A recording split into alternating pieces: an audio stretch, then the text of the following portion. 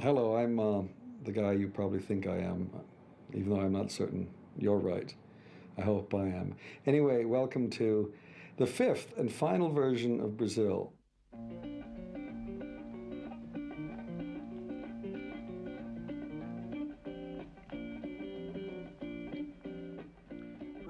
In the European version of the film, we just started with the time on a black screen. For the American version, because people had commented on the fact that they didn't know the song, I thought it'd be really nice to start with the song Brazil and this great sweeping through the clouds shot. I quite like the song starting the film because it starts brighter and more cheerful. And then we enter the exciting world of central services. It was great creating our own logo and making advertising for something that everybody has and doesn't need. Do your ducts seem old-fashioned, out of date? Central Services' new duct designs. I think this is my chance to get back at television because of its invasion of our lives. So what better than to start a film on a television set, which is pouring out this rubbishy information about all the things we don't really need in our lives, and then destroying that very thing that's invaded life.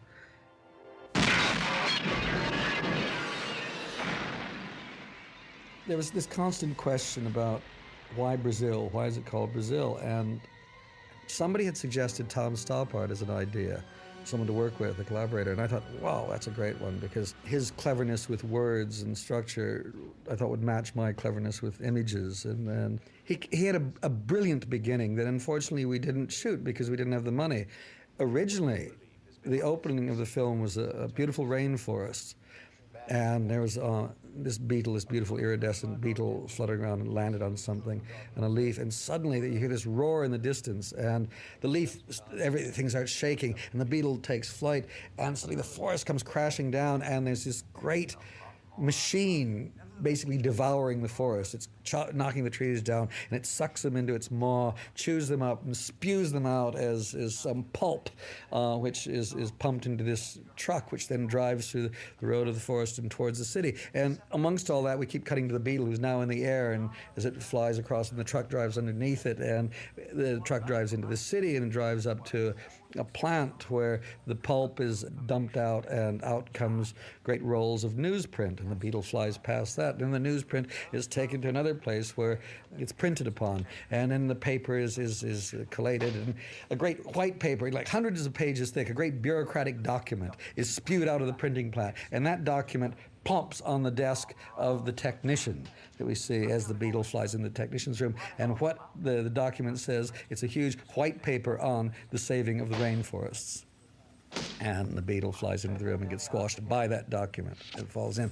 It's such an elegant, and that's what Tom is about, elegant solutions, is a Tuttle confusion. That wasn't in there. There was a man arrested wrongfully, and there was a Tuttle character, a freelance plumber. So, I mean, that Tuttle confusion was just incredible. It knitted things together, and it made the film just seem much more coherent than in fact it was at many levels. Merry Christmas. Well, when I was first working on this film, I had the Buttles flat, not a flat, it was a house that was out in the countryside, and I had a small house, and out of it came this gigantic umbilicus, this huge tube, this huge duct that was probably about 4 feet in diameter, and it came out of the house and was strung on poles just like electric wires are across the countryside, feeding this little cabin basically with all the things of society. And you've got an umbilicus that both feeds and ties you at the same time.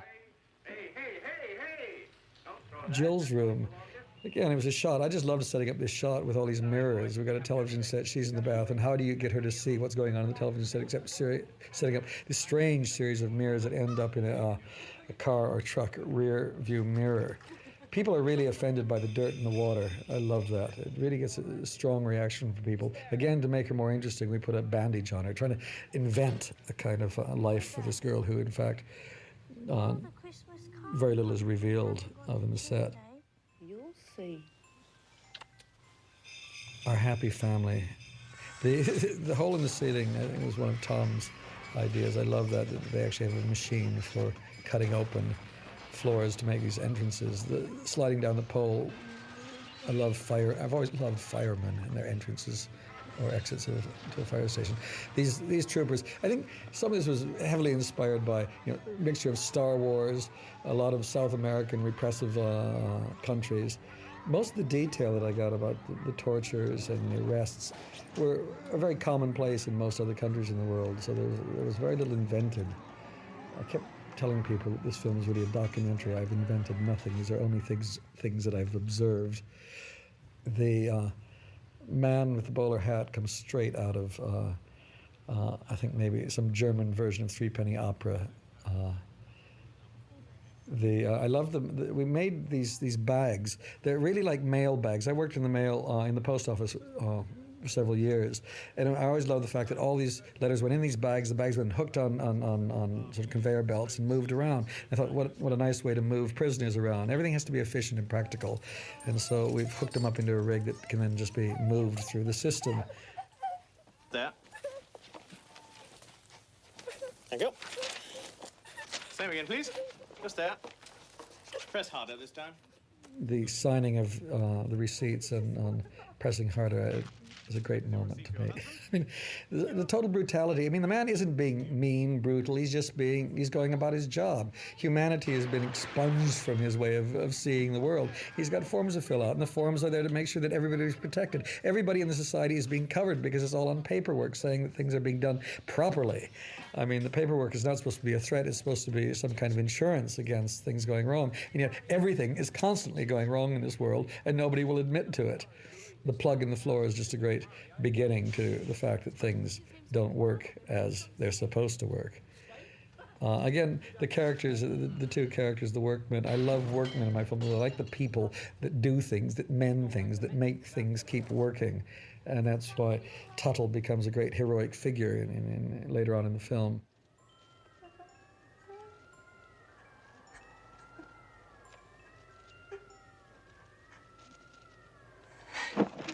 The tracking shot that comes up here was always one of my favorite. I mean, I storyboarded this thing. I just loved the idea of very quickly going from the anguish of this woman to it all being tidied up on a receipt, and then showing as quickly as possible just the number of people involved in dealing with these receipts. And clearly these things are happening all over the world to hundreds and hundreds of people that are all being processed through this system. But this tracking shot actually we only built one side of that room. This side that we're seeing here is just only a couple of the desks are actually dressed. The rest is just covered up. And as we're tracking back now this way, it's the same section that we saw at the first part of the track. We could only build a very small part of this set. In fact, this set is a Victorian flour mill, and all that machinery was wooden flour milling machinery that we then painted gray and added detail to it to make it into a lot of clerks' desks.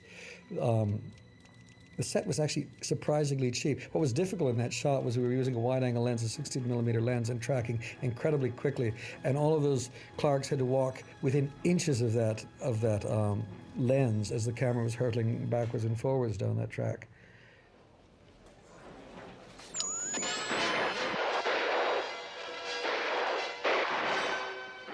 The screens with their magnifiers on them, I love that.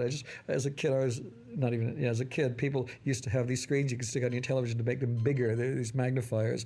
Or you had also other things you put on to give you blue sky and green ground and flesh tones in the middle. And I love the fact that you've got this machinery where they've built small screens that you don't have to magnify them rather than building a big screen. Everything seemed to be being done the hard way in this world. And yet, I think they all prided themselves on what seemed to be a very efficient modern system. Ian Holm is great. I mean, I first used him in Time Bandits, and he seldom gets comic parts, and he's a brilliant comedian. What's interesting about his character is that he's this brilliant actor, and he's got a vast bag of tricks. But what I felt when we were doing this film is that he was never relying on his normal tricks.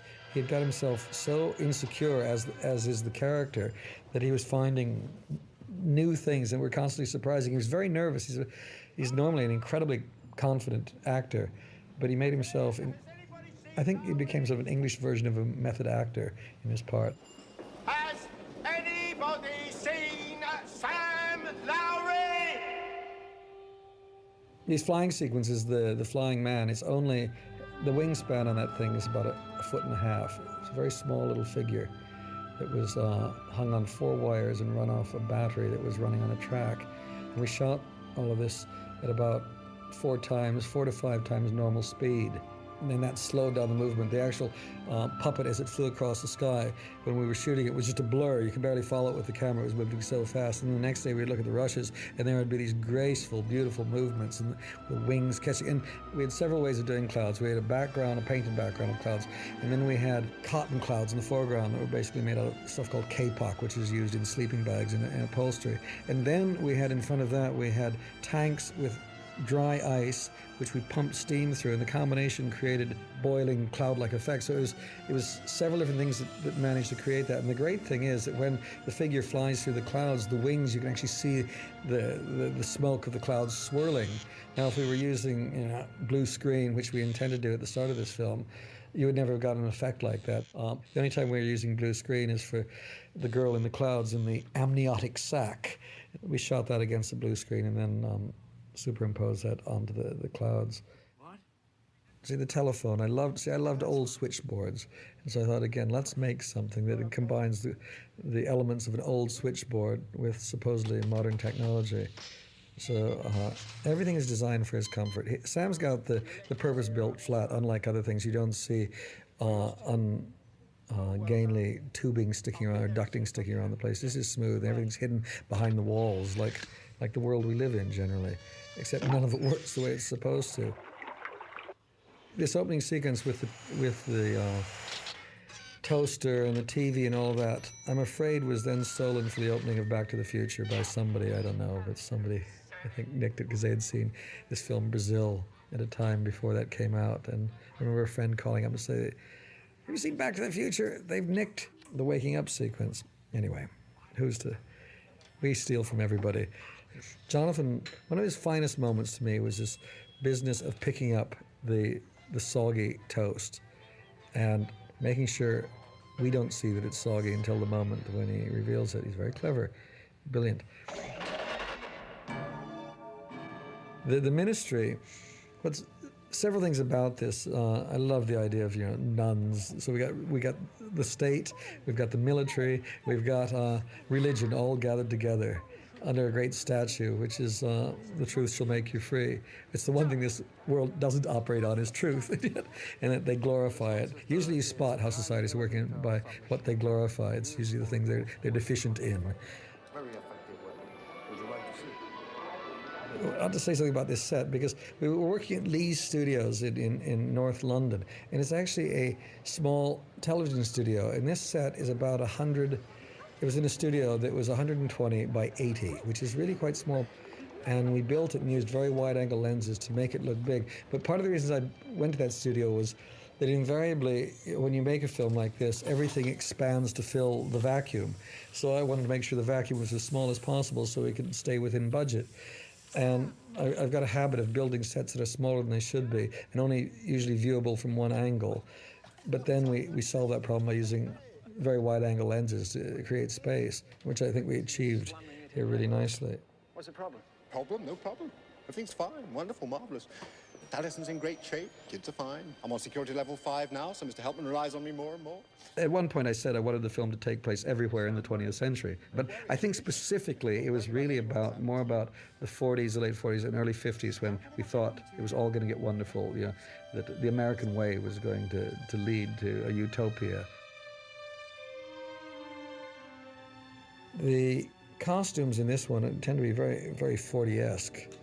And, Jonathan does have a certain Jimmy Stewart quality about him. We get aiming for that. Or Stan Laurel, one of the two.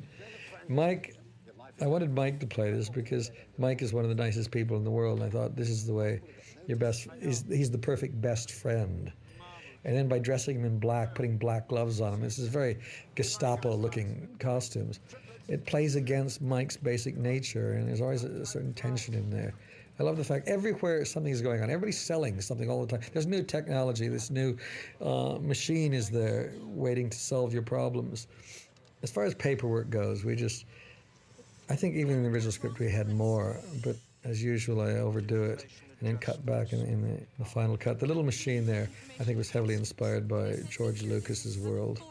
It invaded the films, and it was invading our consciousness, and so I just loved having it there and giving it a personality, but a really annoying one.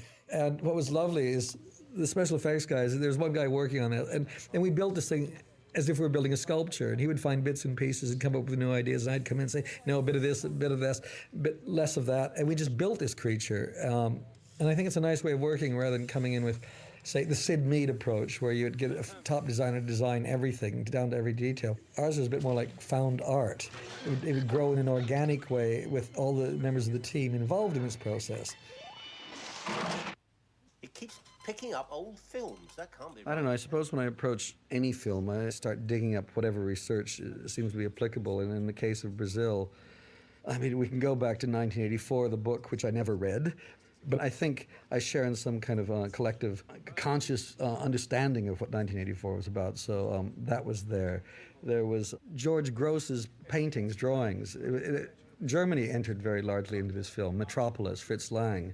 Totalitarian architecture and posters became very important. And then you mix all of that with America in the 40s and popular mechanics and the world of everything will be better in the future. You know, technology will solve all our problems.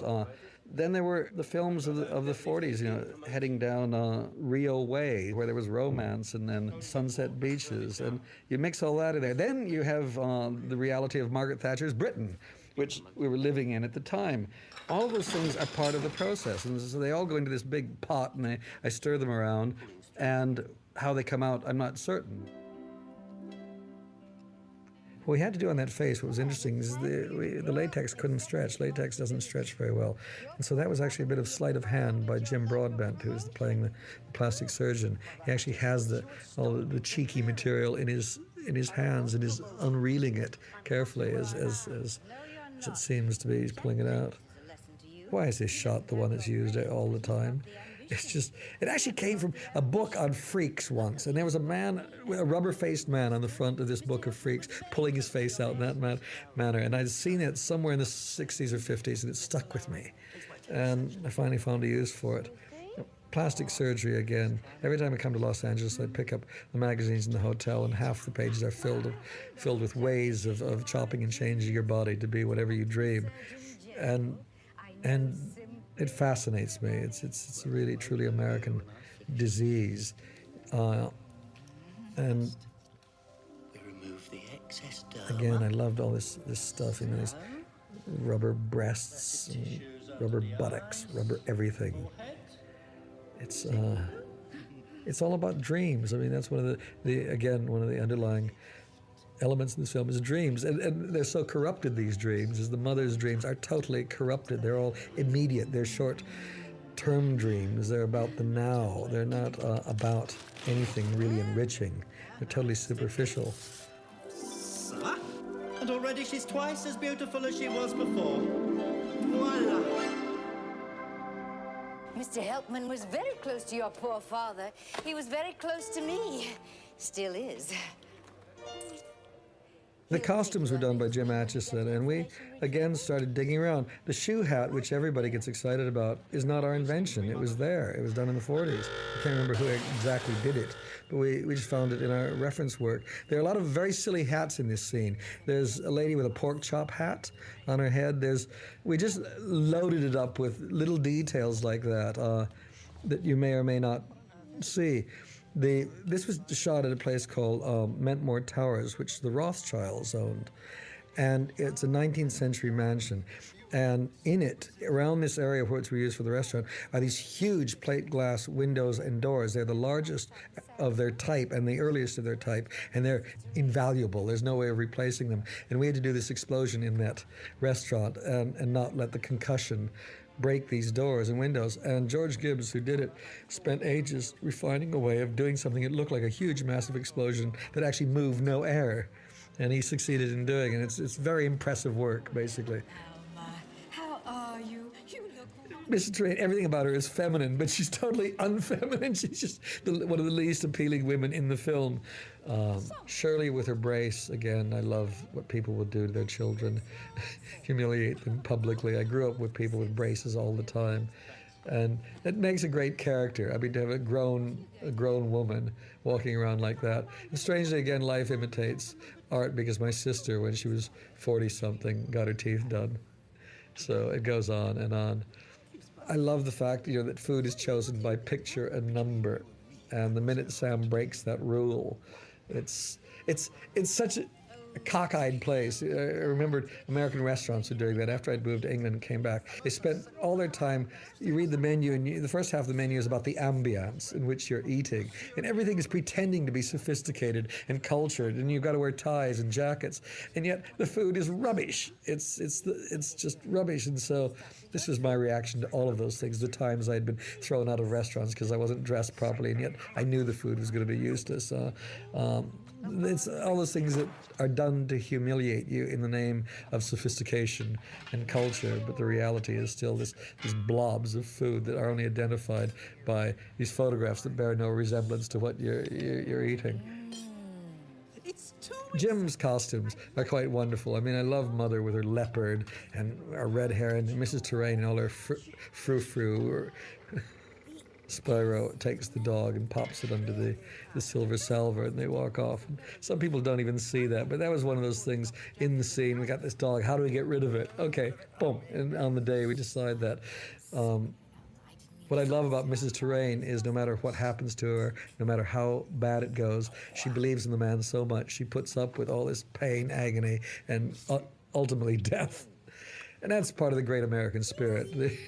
Whatever's going on, you believe in the time. It's kind of inspired by my parents, who were just ordinary people. My dad was a carpenter, my mother was a housewife, and they put such faith in doctors and lawyers and all the professional people. They never questioned them, they only believed in them. And it's always bothered me, that, and so we managed to include it in the film. Salt.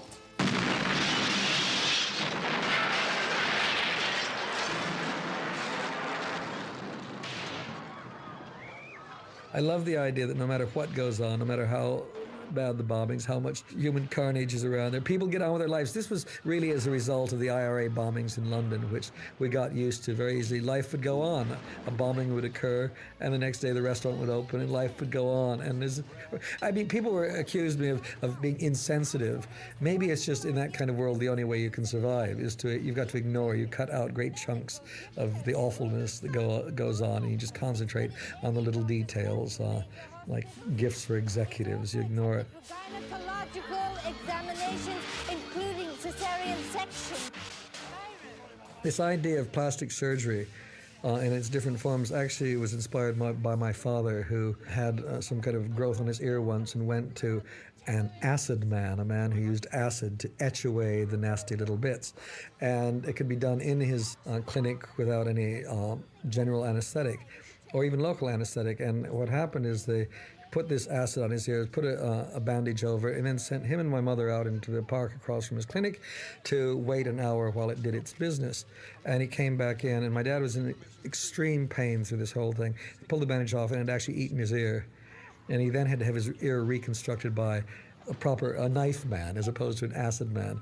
And so this was a thing that has stayed with me a long time, and I've got a great hatred of plastic surgeons, and this is my chance to nail them. Of course you want something. You must have hopes, wishes, dreams. No, nothing. Not even dreams. Now, in an earlier cut, we didn't have that line in there because we thought we were hitting it too much on the nose. But after screening it, we realized the film is so dense in detail that we had to nail things right on the nose. No subtlety in a lot of instances, because it was the only guide that people could hold on to as they were going through this overly elaborate labyrinth. We built a model landscape that's probably about 30 feet across and about 20 feet deep. And then we had these great hydraulic rams that pushed up these very heavy plaster with steel-framed monoliths. We only had, I think, 3 out of the ground, and so we kept shooting it again and again in different speeds and different angles. And some of it was just amazing. Again, when you working with models like that and you've got all that earth, it's surprising what happens. And there's a moment here at this shot where it's falling, and actually every time I see this part of the film, my stomach sort of goes. I'm falling, and because it seems to be going up and yet it's going down. And you're caught in it, and it was just pure chance that it happened. And I found that I've always found that in the films that these kind of mistakes or just flaws in the system produce the moment that seems the most lifelike. Maybe this says something about our lives, that human life is a flawed process. His life, there's no escape from the real world. That's what I find extraordinary. No matter what he does, what he doesn't do, it's all there pushing at him. I find more and more people keep coming up and telling me that Brazil was before its time and it's now all coming true. I disagree with them because it was all there, just people weren't looking at it in quite the way I was seeing it. One of my happiest moments is the idea that this recorded voice says, this is not a recording, and then starts repeating itself. I love the idea of the human touch. Wherever you went there, the world was turned inside out, upside down, and backwards. Everything is happy and positive, and wow, and gosh, and I was on the phone the other day, and this very chirpy voice keeps asking you, if you want that one or that one, why not push this button? If you don't, push that button. And at the end, they tried so hard to make it human and happy and positive, and I wanted to hear at the end of it, this has not been a recording. Have a happy day.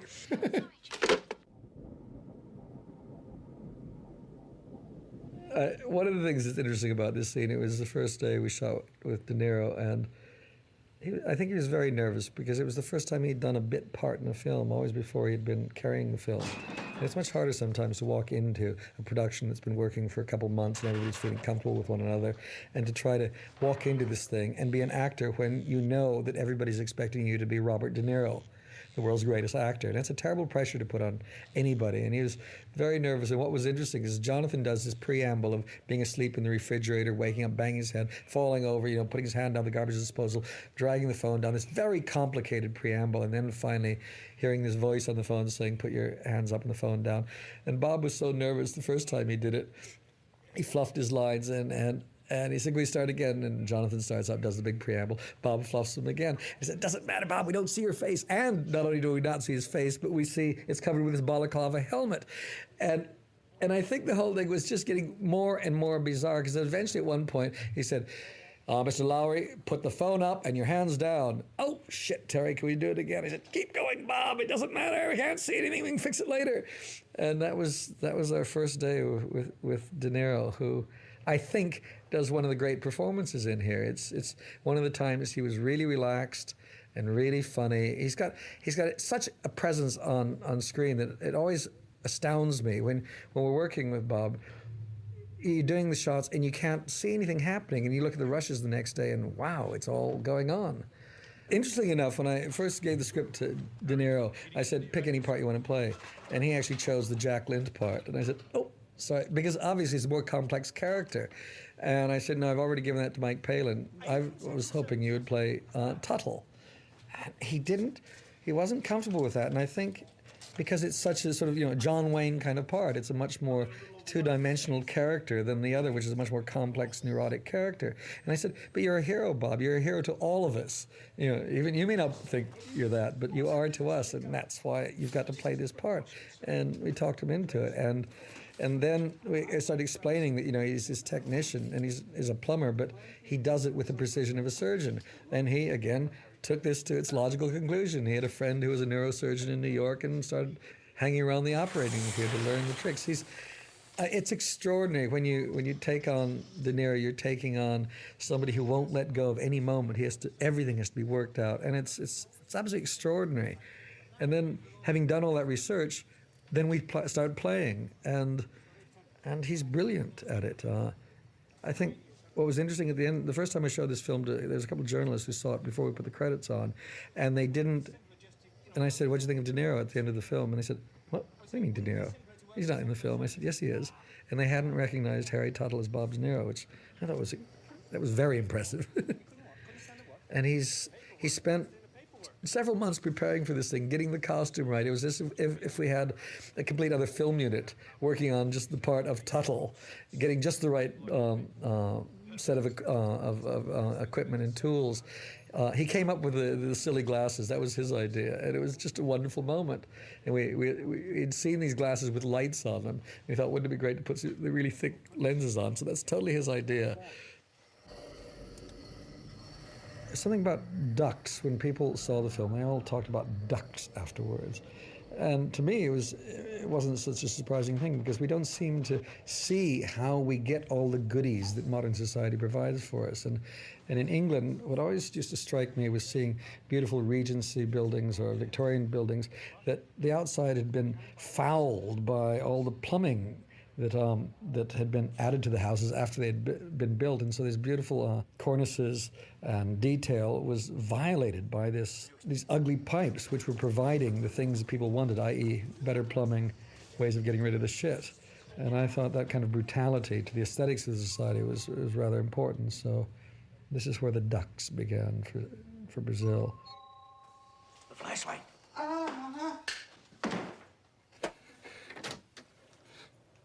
Central service. Then we come to Spoor and Dowser. These are the guys who are the system, who can't make it work, who are inefficient, who are threatened by people who are efficient. And I got Bob, because I'd known Bob for years, and Derek O'Connor was in Jabberwocky the first time, and he's a great actor. And we dragged, and he's then in Time Bandits, and we put them together. And that morning, they started changing the parts, because Derek used to have lines, and we just started taking his lines away. He liked the idea of being an echo of Bob. Everything that Bob said, he would echo. And they became this ridiculous double act. And it was sort of late in the afternoon when we started, and they finally make their entrance. And I think they both had a good liquid lunch.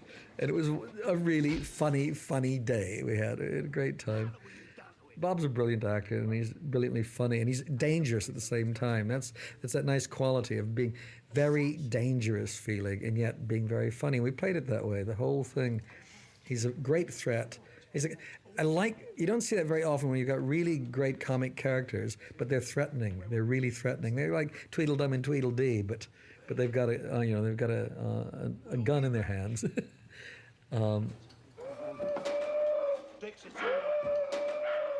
Thanks for coming. We'll be back, you clever little bastard. Thank you. Can show you.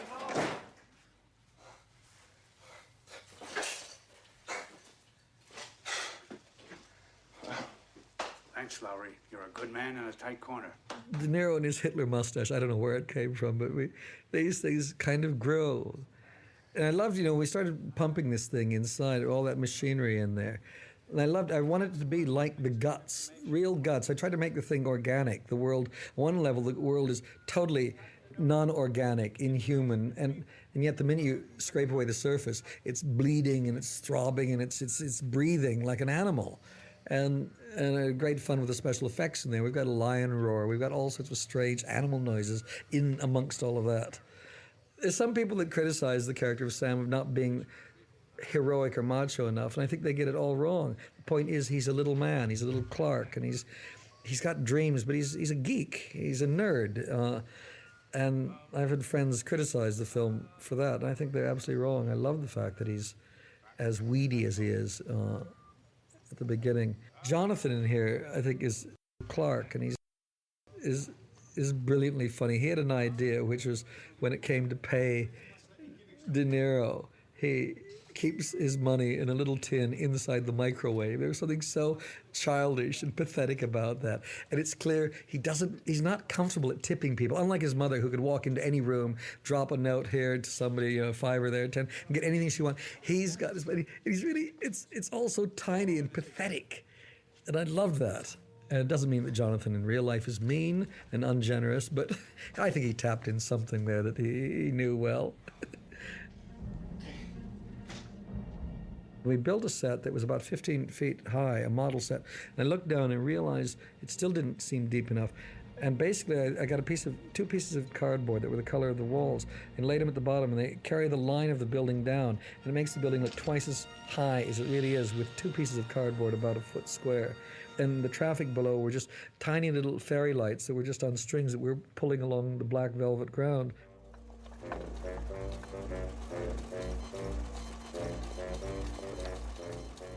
The check, to me, was a really important idea. The idea that really seemed to me indicative of everything about the mentality here, because we get in a situation which is embarrassing because it's a piece of paperwork that can't be got rid of. It's an actual piece of, a check for $12 or whatever it is, money. And this actually came out of the whole idea of torturing people and charging them for that. Came out of a 16th century document that I found once, which was during the witch trials in Europe. And they actually had a sheet which delineated all the different charges for each torture. Depending on what they did to you, there was a charge. And that was a simple fact. And each fingernail they pulled out, that cost you. It cost you, it didn't cost them. Because they were doing the work, you were just sitting there. And if you were found guilty, your estate, when you died, was then charged all this money. You were charged for the number of weeks you were incarcerated. You were charged for the bundles of faggots that were used in your burning. And at the end of the whole thing, you had to pay for a banquet for the court that found you guilty. So this was extraordinary stuff. And what was amazing was then I found it was happening in South America only a few years ago, and I think even still now. They were charging people for their incarceration. And I thought, this is extraordinary. So that was really important to try to work out here, that everything was done. And again, it was all done for the best of possible reasons. It was a very Thatcherite way of thinking, that these people are causing trouble. These are the people who are threatening society. And if they're found guilty, why should decent law-abiding citizens pay for this and all the things that went into finding them guilty? Why shouldn't they be forced to pay? And that seems very reasonable. It seems absolutely fair. And that's what we were trying to deal with here. And then for Sam to think he's doing a good deed, the idea of it being Christmas, and the idea of him doing a good deed by taking this check, which was an overcharge in the process of killing somebody, to take that check out to the woman. It shows just how twisted his version and everybody's version of the world is. He actually does feel he's doing the best thing. Nobody else would do that. Everybody else is hiding in their bureaucratic little termite mountains.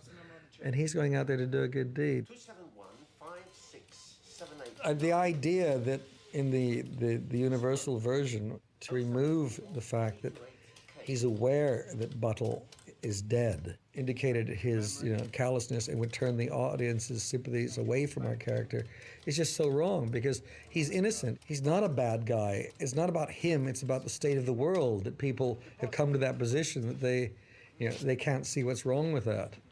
And I don't think that's far off from where a lot of people find themselves now.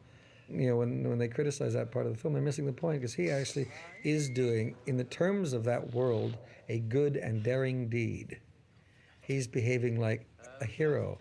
He's doing two things. He's cutting through the complexity of the bureaucracy and going out to show the human side, or the humane side, the humane face of these great organizations. She doesn't have a bank account.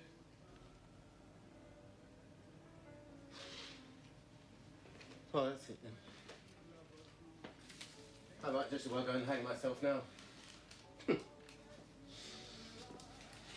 This sort of thing could never have happened. The idea of Casablanca and Play It Again, Sam, all that that came from Tom. He had that in there, and I love that. It's just it's the most romantic film we know, basically, and there it was, and somehow playing in the background of that whole scene, that music. I love that, because there are a lot of people in the audience don't even notice it, but anybody who does care about films in Casablanca, the minute you hear those first few notes of the music, you know what's going on out there. You know that all the clerks are watching it, and maybe 90% of the people watching it don't understand those references, but for the 10, it enriches the whole thing. I just feel I like creating echoes within echoes. Everything is referring to other things.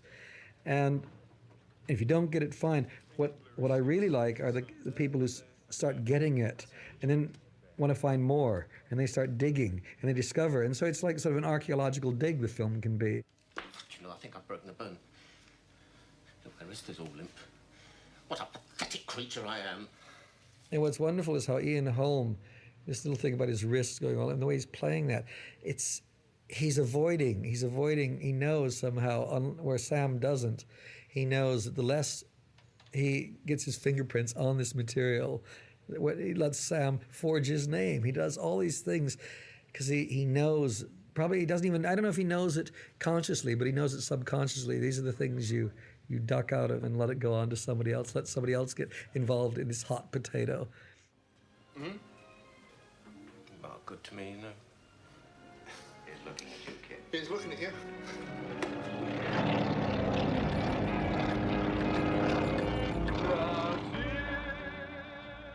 I'd always been fascinated by Messerschmitts. They were these little three-wheeled cars that were built. And I wanted them in the film. I wanted to use it somehow. And we found a club that actually uses them and rebuilds them in England. And we added a few bits and pieces to make it a little bit more modern. But again, it ties in with this sort of German expressionist film. It's a German film, a German car. It ties in. Everything's tying in somehow. It's both, very modern and very ancient and totally unique. That's what I love about it. I love the happiness, we're all in it together line, because it then pays off very nicely when Spoor and Dowser get their comeuppance. There's a little sign in the background that nobody notices. This place is called Shangri-La Towers. And we've got a bit of graffiti in the back, changing the gorilla into gorilla. Shangri-La Towers, nobody notices it.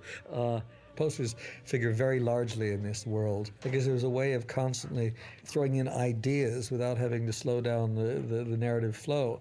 I love the top security holiday camps. People, can read all of this. There is a world that's being presented in a poster. We don't have to build those things. It's all there. And it's making comments while we're doing this scene about the kids playing. They're reenacting the very events that sort of framed their lives, because these things are clearly going on around them all the time. People being arrested. And rather than running from it, they're playing with those things. And you can say they're being brutalized, or maybe they're not being brutalized. This is maybe the way they can deal with it and survive it, by turning the reality into a game. Now, we've got these characters. Again, I wanted to plant them around this world. There were always spies somewhere. And they're half seen. They're usually not totally clear. Now, the Buttle flat was just a sad, strange place. I loved the feeling that, life had gone out of it, where it had been a happy, Christmassy place. Now the boys are lurking in the distance. Nobody's saying anything. The mother has clearly been staring out that window since her husband was arrested. She's gone practically catatonic. And coming from all the noise and bustle of everything before, to come into this very still world where I think this scene is, to me, is like a turning point scene. It's so crucial because it's the first time he comes out of his bureaucratic cocoon, where he actually has to deal with the real world, not deal it through his fantasies or his protected status, but he actually has to come and see the results of the handiwork. And I think he's been spending most of his life avoiding the sense of doing anything important within the system, so he's not responsible for any of it. I think there's a side of him that's always underneath. He knows what the system is doing and is avoiding responsibility by staying low in the bureaucratic totem pole. But here he comes out thinking he's doing a good deed and confronts a woman who, there's nothing, there's just silence. And Jonathan is brilliant here. I think it's one of his best scenes, because he's got to play against this wall of nothingness, of just pure misery. He tap dances, he tries to laugh, he tries to make it somehow bearable, and it's unbearable. There's no excuse for this. And I think ultimately his most awful line is, "I didn't have to come here, I didn't have to do this," as a way of kind of absolving himself that he was doing a good deed and it's not being appreciated. And eradicating any error, but if you do have any complaints you wish to make, I'd be, only too happy to send you the appropriate forms. What have you done with his body? And Charles McEwen about what have you done with his body, which again is such an awful line. It's not beating around the bush. It's saying the words that you don't say. It's things like that. Not even referring to him as her husband anymore. It's a body, and she just wants the body back. Some kind of proof of what happened, who he was, whatever. It's all been taken away from her. And this scene was really hard. It's the first time we've ever done, I felt, a really emotional scene in any film we've ever been in. And at the end of it, it's really hard not to see the whole crew crying, because it was so painful. And anything that, in the idea of cutting out his knowledge of the Tuttle or of Buttle's death, it's just wrong. It just takes everything. It just cuts the scene off at the ankles. He is guilty, and he just now has to face his part of the guilt in what's happened here. And I love it going from this very calm scene to this just frenzy of activity when the boy attacks. And then Jill in the mirrors. I mean, everything is mirrors, and nothing is quite tangible. It's all just slipping away. It's always in reflection or not. Mrs. Buttle, are you all right? It's you. When Sam is running up the stairs to Jill's apartment, this lurker spy comes running down, and they bang into each other. And so that's my Hitchcockian appearance in this film. Good God, look at that. That's acting. It's you. Again, Jonathan, as a physical actor, is extraordinary what he's doing in these things. The way he uses his body, the way he stumbles, falls. And there he is. I mean, here's a guy, he's pursuing his dream. He doesn't know what to do in that, so he just runs away from it.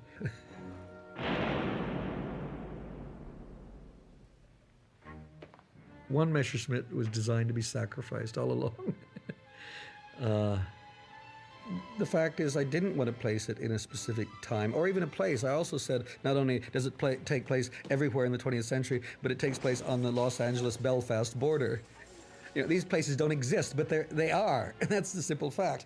And I wanted to keep it non-specific because, and that's what's so terrifying of the time we're living in. And maybe it's just that people don't know anymore. People are so confused and frightened. They're trying to define everything all the time, trying to pin it down, nail it, confine it, control it, because everything's out of control, clearly. And so they do that. And I just, in my perverse way, want to go against that. And this truck was, again, I think, probably inspired by Steven Spielberg's Jewel. He made the first really good truck.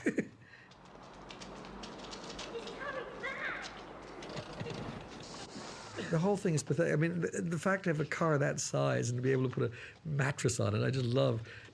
The kids are just playing. I mean, this guy's a government official, and they're just giving him as miserable a time as possible.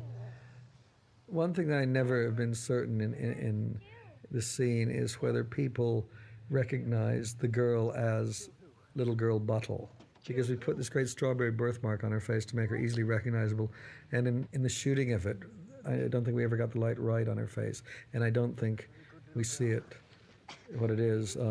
People seem to understand instinctively that it's the daughter, I think, but it was one of those moments that I felt we didn't get on film information that was as clear as it should be. The script originally was a more complex relationship between Sam and Jill. In many ways, it was like two halves of a whole personality, where Sam was timid and lived in his dream world and ran from the world through fantasy. She was the opposite. She was actually also running from the world, but doing it by not working in offices, by taking this job as a truck driver where she could be free to be free in her cab away, doing whatever she did. And she was really the strong character, and both of them were vulnerable and protected their vulnerability in different ways. And it was only that his almost childishness at times and I suppose his innocence in a strange way broke through this shell of hers, which was she had cut herself off from people and humanity and was frightened of what the world was, and together they became kind of a whole person. But in the course of making it, the part of Jill got smaller and smaller, and she became now as almost a figment of his imagination all the time.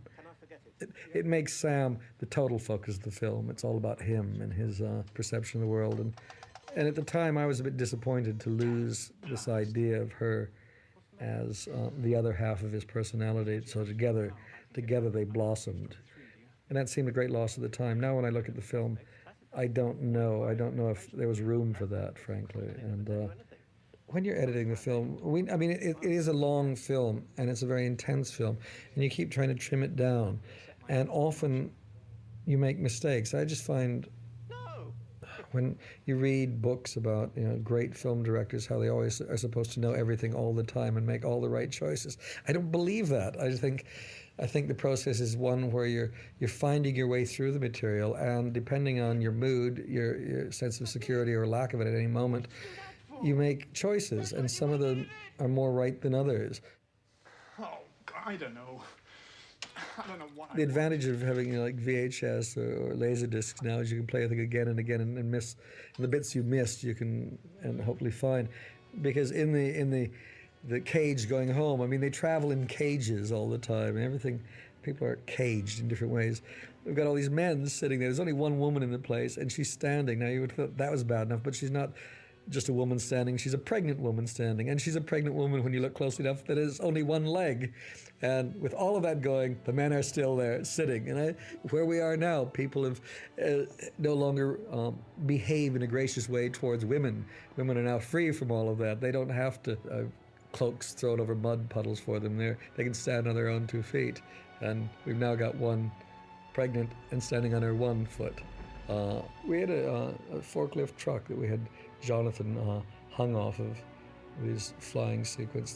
These models were about 15 feet high, 12 to 15 feet high, and there's tiny little puppets down there pulling along. And I mean, I love all this stuff. I love the idea of floating cages. There's something that's everything is reversed, upside down. The one thing that's interesting is the shafts of light in some of these sequences, rather than lighting them, we actually had strips of translucent material, white material, that we just cut the shafts of light from and hung there. The forces of darkness were strange things to me, because on one hand they were babies, and on the other hand they were skeletal, and then at the same time they were kind of reptilian. They were both life and death. And I had this feeling, I always had this image of a woman in a cage, trapped, being pulled by both babies and death. Maybe it signified marriage to me in a strange way. This is why I'm not certain whether these are analyzable on a Freudian level or not, because I don't recognize most of these images as meaning something. Now that means maybe I've repressed these things so much, they're so deep, but on the other hand, I think a lot of them are just cute ideas that I've had that I think are ironic or funny. I don't know, this could either be a sign, a pro-feminist statement, or not, as the case may be.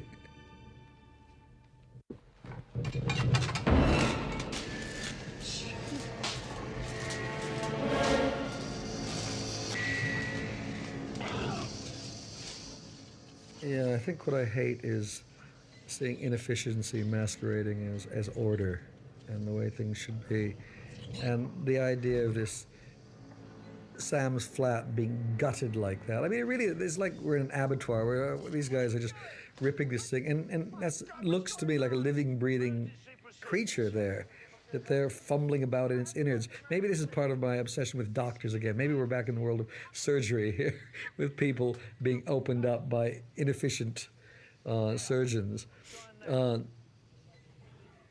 The likelihood of finding this offending piece of technology in the midst of that is so ridiculous. But it is fun. And those silly hats. I've always hated baseball hats, and this was our chance to push them as far as we could. It looked like this terrible duck bill. And it's stupid, and I still think those hats are stupid, and they've taken over America. Everybody wears them now. Again, it's something like your flat. When you're flat, that's the one place that Sam has. It's his cave. It's his inner sanctum, the place he's safe, where he can dream these blissful dreams. And now we've violated it. We've ripped it apart. The real world has now entered his world, and there's no escape. I never know. I think sometimes I overload the soundtrack sometimes, and it makes it unnecessarily difficult to listen to, because I like all the textures of a noise of a room, and I invariably keep adding more and more layers to every film I do, and sometimes I overdo it. I'm never certain about it. It's vital that you hear the dialogue clearly, but on the other hand, there's a place with a din going on, and you need to include that in it. I've never quite worked out how you do these things properly. The thing with Sam's dreams at the beginning, they're very much Hollywood kind of dreams. They're Superman dreams, he's the all-powerful one, there's the dark forces, there's the beautiful girl I rescued. It's really simplistic Hollywood macho male fantasies in a sense.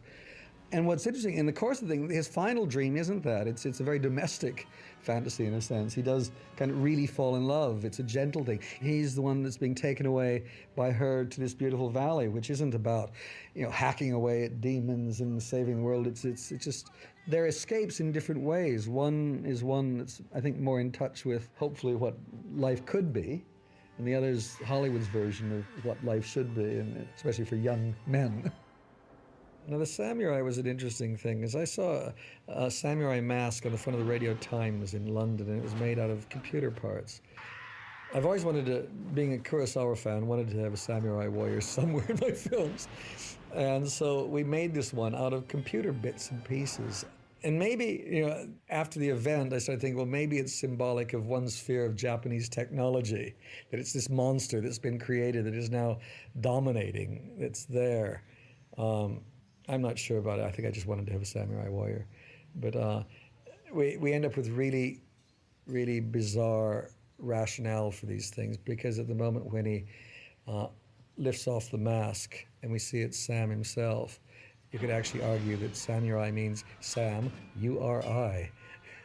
Pathetic stuff. When we shot this sequence, we used a boy for the wide shots, because Winston Dennis, who was in Munchausen, was inside the samurai outfit, and he was big, but not big enough, and so we got this little boy who worked perfectly in the wide shots. We made a miniature armor and did the whole number, and I was quite surprised at how close we could get to him without giving the game away. The armor we did and the wing stuff was based on there's a Viennese painter called Fuchs. He's a contemporary painter, and he paints these angels that are strange, metallic, and yet translucent things. And this is what we were trying to do with that costume. He's kind of a Perseus figure. And again, it's sort of pre-Batman with all the muscles built in. So it makes this weedy-looking Clark look like a great muscled character.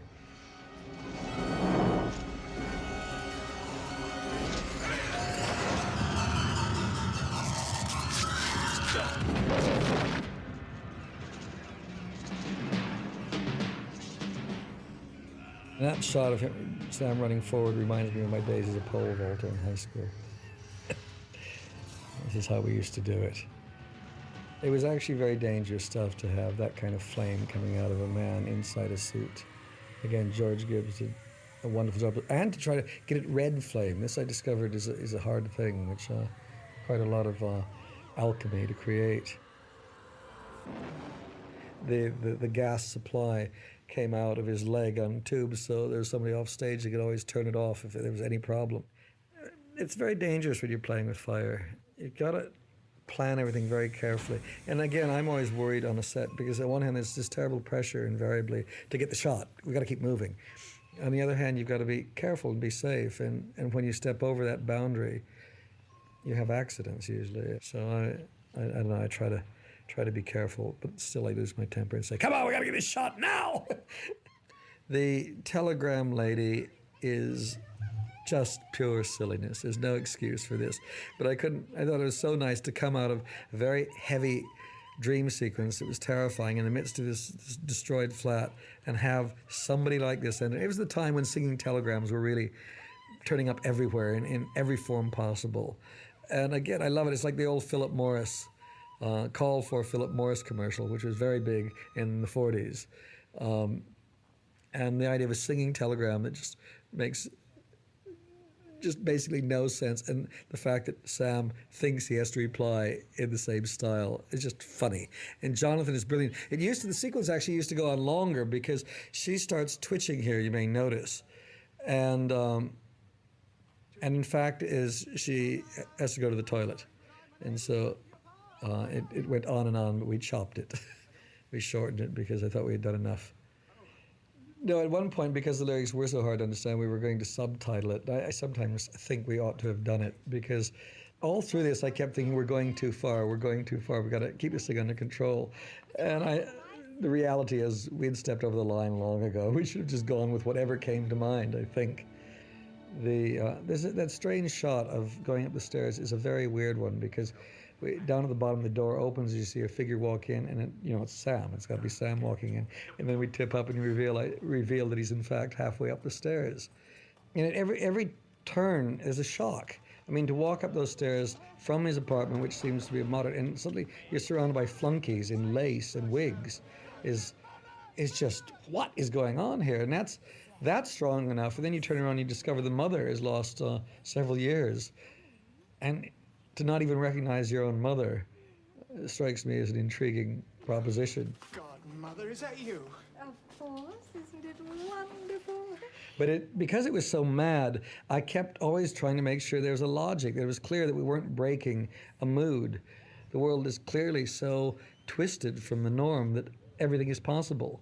And yet, all the time, I just felt we had to hold on to kind of rules. Now, the rules may have made sense to me then. They may not always make sense to me now. But you've got to do that. Otherwise, if everything is possible, there's no tension. There's got to be something you're fighting against. Catherine Hellman and I first worked together in Time Bandits, and I was a great fan of soap, and I just thought Catherine was one of the great ones. And when we did this, Catherine came up with the idea of Catherine as the mother. It was just wonderful, and she doesn't do anything wrong. And what's so wonderful, she's totally brave. She has no worries about doing anything. No matter how successful she's become, she's never grand. She loves playing and trying dangerous things. Jim Broadbent, who plays the plastic surgeon, now turns up in everything. Jim's just a great, great actor. Mike Lee is using him all the time in his films. We made him almost plastic, his skin, and we made him like this plastic creature. He's done so much work on himself as well as others. That, I love the idea of Jack Purvis as the other plastic surgeon, the idea that you put your health in the hands of a man who already has got so many marks against him is pretty strange. These are desperate times. Mrs. Terrain, I love people like that. I love people that no matter what happens to them, they keep going on. I think they're probably the fodder that keeps America going. They're always there. They're willing to spend money on whatever the new solution to things are. No matter how bad it gets, they never lose faith. Like mine. Nothing to worry about. He's promised me these bandages will be all... The Mother's Flat is so different than everything we've seen before. We actually updated a lot of things. We updated the costumes in this one. Where before we were pretty much in the 40s. This is much more 50s. We're moving up in time.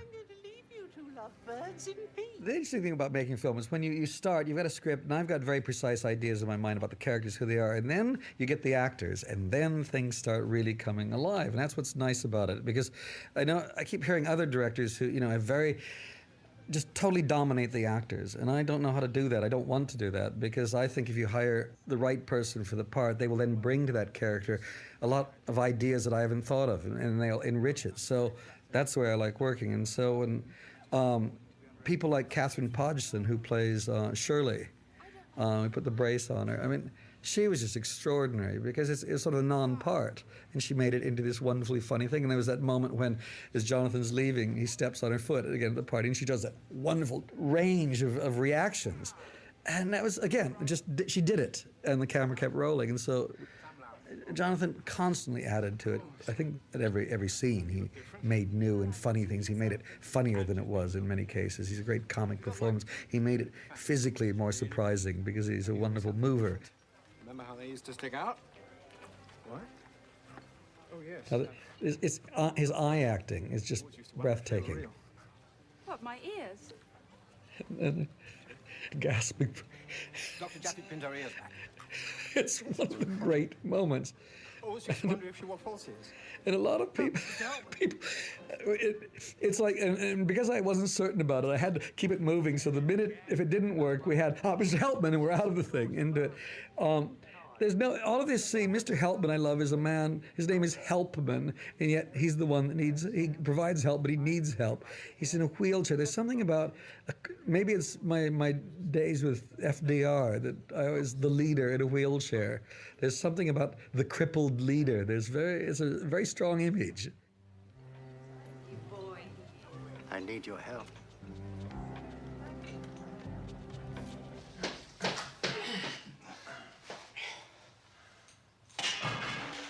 And Peter Vaughan, again, was in Time Bandits as the ogre. And Peter, from the first time I saw him in Straw Dogs, I knew this is somebody I wanted to work with. He's just one of these great actors. And we gave him this Bismarckian haircut.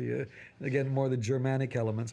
One of the things about Mr. Helpman is he's the vice minister, he's the assistant minister. There's no real minister in this film, maybe nobody is in charge is what we were implying by the fact that there's never any mention of anybody above him, and yet he's clearly, his title says he's second in command.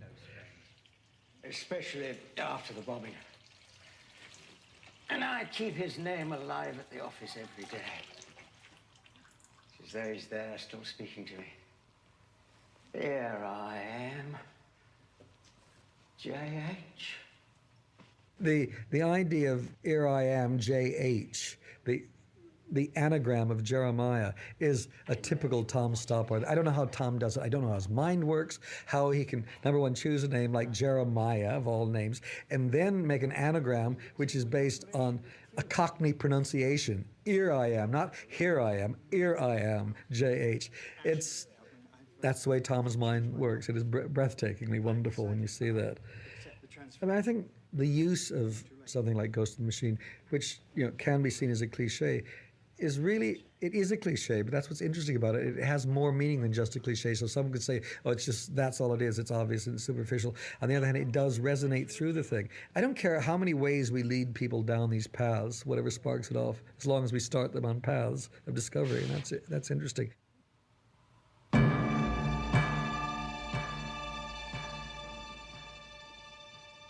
The world of shadows. I love shadows. This is the same set basically we used for the first part of the ministry. We just cleaned it out, we relit it, we changed a few things. And it's a way of saving money. You alter things and you keep reusing them. But it's, when you're working and you're designing things, it's nice to give things reasons, and they're not just a pretty set. It's not just an expensive room. The room has got to have a meaning. It's got to be a character. It's saying things. And this time, rather than the bustle and the public face of the ministry, which was the first time we went into the other foyer, this is the real face of the place, and it's big, and it's calm and still, and it has no fear. There are no guards. There are nothing. It has no fear. It knows everything. It knows who Sam is without him bringing out his identification. I love things like the way we brought the lift. It all is coming and everything is like, this is under control. Where before we were in the Clark's Pool where we could see it was fraught with inefficiency and stupidity. Now we know we're moving into the area where the heart of the place, and it's all under control until the lift rises up and it almost reaches the floor. And then we know, oops. Nothing quite works, no matter what you do. I love that moment. It really always makes me laugh. And again, Jonathan, there's something about the movement of all that. It's just joke telling, is all this is really done in a very broad, big way. Now, what was interesting in this we were back in our down at our flour mill, and those holes you see in the ceiling are the bottom of huge grain silos. And we built the walls with the doors in there. And then at the end, it's a painted perspective that goes on. We only built this one corridor, and we then use whip pans. So when Jonathan now looks across, we whip across, and we whip across to the same corridor. What's interesting about a whip pan, once you move the camera in a fast movement, it blurs everything, and then you just pick up and blur it into the next shot. And so all we have is this one corridor, which is used again and again and again for reverses, whip pans. And I love the idea of this mob of people you can't quite make out, bustling. We got a choreographer to work with us on this because I wanted it to have almost dance-like qualities. It's almost like an old Hollywood musical where people were working in the city room or something, and it was done in that flurry of activity. But the idea, what I liked, is the total bareness of the place. There's no sign of life anywhere except for this one pocket of bustling, swirling humanity. And they're all these desperate people. And again, that sense that Ian Richardson is a man, he's a decision maker here. Everything is fast. Pow, wham, bap, zap, whoop, pow, wham. Yes. You like it And Send that back. We've got a crack team of others. Ian Richardson's a great actor, and to be able to do all of this stuff and spew out those lines as fast as that without missing a beat is the trick. I love the fact, and then again, by using the Brazil music under the samba beat, it turns it into this musical number. Like all these films, especially Brazil, are trying so hard to be a musical that don't quite happen, but they have those moments. One of the things that I don't know if people really can see is the door has been freshly painted badly. The idea was, and again, we missed it slightly, was that this room has just been made the night before. That door has just been put in, that wall has just been put in. The thing about this scene that I love the most is anybody who's ever worked in an office understands this. This film proved to be really popular with office workers because it's all about how big your office is. It's measured in centimeters if necessary to distinguish. But this is at least proof that you're moving up in the system. And again, where the clerk's pool was full of people, they were watching television, they were bustling. It really was as humane as you can make a bureaucracy. This is all these people on their way up who are isolated one from another, who don't speak to another, and yet are only concerned about whether they're moving up and the other person is moving down. There was a lady who was part of the publicity department at Universal, and after she saw it, she said she went home and she was showering that night and she started sobbing in the shower and she just couldn't stop. And the film just sort of welled up and she just was just crushed by it. And there was a New York lawyer, I don't know personally, but I know secondhand, who saw it, went back to his office and closed the door. It didn't take any calls for 3 days. He just sat in the office. Now, I think to have that kind of effect on people, you can't ask for anything more, it seems to me.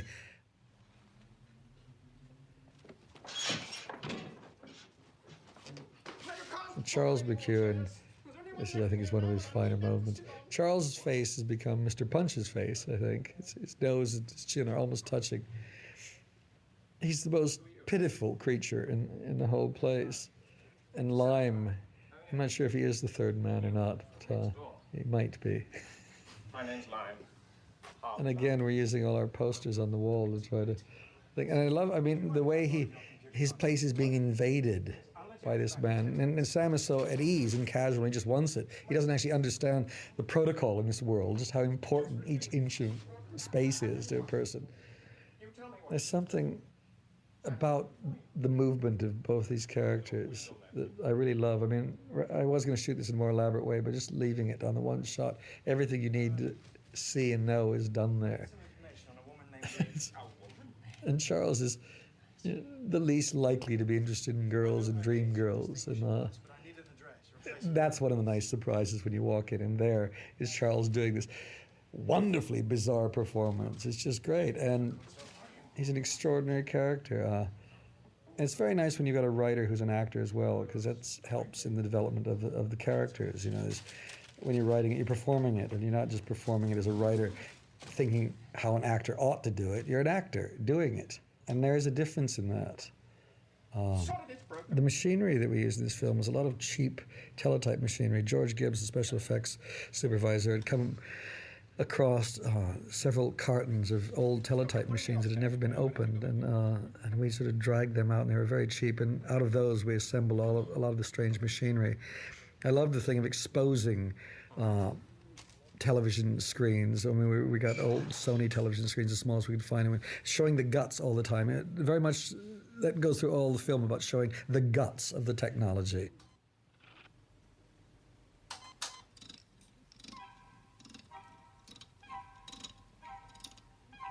I think our little executive toy, which features largely in it, was based on, there was, in Time magazine, there was a picture of a sculpture that was done down in Battery Park in New York, and it was this huge thing, and it looked kind of like a guillotine, and it looked like I wasn't sure what it was.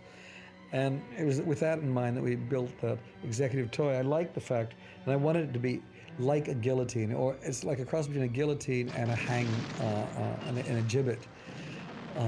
And the way you hoist the thing up and it drops and a decision is made. It's kind of like Siskel and Ebert, you know, doing the manly thing. It's all done. Everything about that is hard and manly and knife edge. So it's very executive-like. And Siskel and Ebert have this manly approach to film criticism where they have to do the manly thing of doing a thumbs up or a thumbs down, playing the emperor.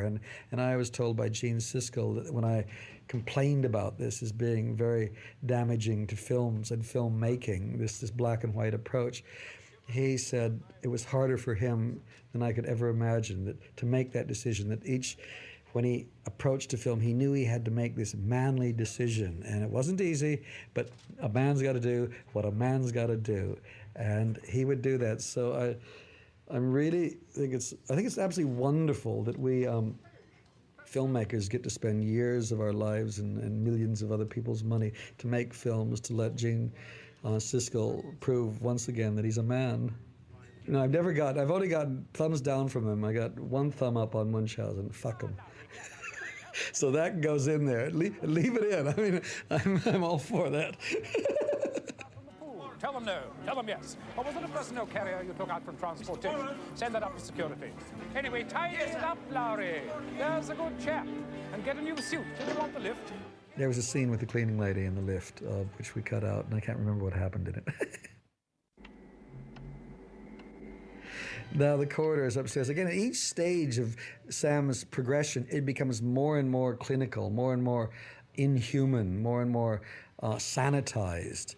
And one of the things that I really like is when we put this set together, when they put up the tiles on the wall, the tiler leaves little bits of cardboard and inserts them between the tiles to keep the space there. And I decided to leave them on the set. They were strange. They were little things, and somebody might ask a question when they saw it, and I would get a chance to explain. That it's me again showing that things just don't happen. They aren't just there. People are doing it. There's human touch even in the most inhuman moments. I mean, the hand with all the metal bits on was something I saw in a book on Victorian inventions. It was probably something to do with some cure to arthritis. But I liked it, and I love the idea of a typist typing with this thing and typing the transcript of a torture. And she's the sweetest person in the world. She's just like secretaries around the world. They just do what their bosses ask them to do, and they don't think about it. This is what secretaries do. This is why we hire them. Can I help you? And she's the cheeriest, the sweetest woman we could find, yet doing this with no sense of what it means, of no sense of the awfulness. And that's one of the things that amazes me about the human animal, how it can separate its mind from reality and from awfulness and carry on. Again, it's another form of the Mrs. Terrain. These are the people, these are the survivors. These are the ones that keep the species going. They don't think about things. They just accept things, or they approach them with positive joy, and they intrigue me. They usually drive me crazy, but on the other hand, I kind of like them because they are who they are.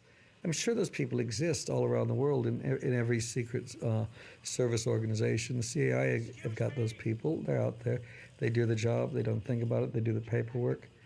I think everybody in this world is doing that. There's hardly anybody who has escaped that way of thinking. Now, what's interesting about this scene with Jack, this is the only scene we shot twice in the whole film. This was the very first scene we shot. And we shot it with one difference. And it didn't work. And I thought long and hard about it, because here was a scene with Jack, the family man, the best friend, who happens to be this torturer. He looks like a butcher when we first see him. And we had pictures of his happy family there, his wife on the desk, and we had hit all of these, we had close-ups of them, and it didn't work. It didn't make the scene work. And then I realized what we had to do. We had to be more obvious. We had to have a little girl in the scene, not a picture of a little girl, but let's have a little girl playing with blocks to show what a good family man is. He's a sweet man. He loves his children. He plays with them. He's very delicate and caring. I need to find out about a woman. Come on, Chloe, let's show Uncle Sam here how we can make the word cat. Shall we? I'm Holly. Sorry, love. So you are. This is her. Here's somebody who's got his brain split down the middle. He can do one job, and he can be the good family man and still be a functioning human being. The objective attitude that Jack shows is really, I think, what America keeps doing more than anywhere. I mean, it's the idea that you somehow overcome the failings of your humanness by becoming objective, and you stand above it, and then everything is treated equally, fairly, all of that. That this will make a better world. The fact is, it makes a nightmare world. It's like it's getting rid of passion. It's getting rid of all of the things that we're always told are primitive and base, and that society should be ridding itself of. And it scares me because the people like Jack Lint succeed in that world, and they don't differentiate between delivering torture fairly and objectively and evenly, or handing out the presents in the same form. It's done in the same way, and it's like the blood has gone out of society. And that's what's chilling. That's what scares me more than anything. I can deal with somebody who's crazed, who hates me. I can't deal with somebody who keeps a nice smile to their face, a level tone in their voice, and is objective. I got my daughter, Holly, who was 3 at the time, to play the daughter. And what was interesting is that we had her for 2 days, and the first day she played the scene with the toys. And my elder daughter, Amy, was there as a chaperone, and it was all very jolly. By the end of the day, she had it. She wasn't interested in movies and film stardom. And she didn't want to come back the next day. And she actually, when she got home, took a pair of scissors and chopped a chunk of her hair out, her bangs in the front, to make it impossible to use her the next day. And we had to force her practically down there to finish off the scene because we needed the last shot, which was Sam with a suit about to change clothes and her saying, "Don't worry, big boy, I won't look at your willy." Or "Put it on, big boy, I won't look at your willy." And she wouldn't say it. She wouldn't say it. There's a whole crew waiting. She wouldn't do it. And we had to get the entire crew to leave the set. I operated the camera. Maggie, my wife, handled the boom microphone. And we had to sit there with our daughter and force her eventually to say the words. And I thought, yeah, we truly have made a home movie here. Put it on, big boy. I won't look at your willy. You've got to look the part to get the part. Again, I love the awfulness of the baggie escaping. He's unable to see, and the guards, know he can't get anywhere, and they just let him go. And because of the noise, the idea of a pinball machine we added to this make it even worse. And people, I love that moment because people laugh and then they don't laugh. They're caught. That's what happens a lot in the film, where we set people up to laugh and they start to laugh and they realize this isn't funny. And there's a gasp. And it's part of the roller coaster ride that I really intended, that we raise them to heights of laughter and then say, not funny, this is terrifying. And then they plunge. And a lot of people resent that, and that's understandable, especially when you paid $7.50 to have a good time. And your life is already hard enough without this being inflicted upon you.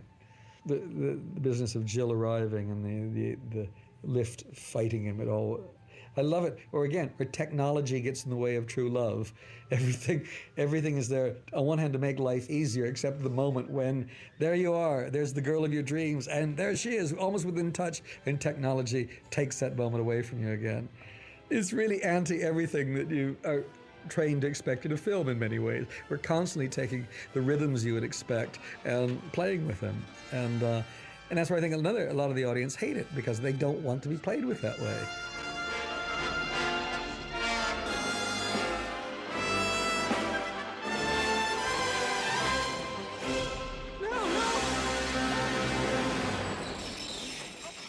The score of Brasil is pretty extraordinary, I think. I've got to give credit to Ray Cooper first, who is credited as music coordinator. It's nonsense.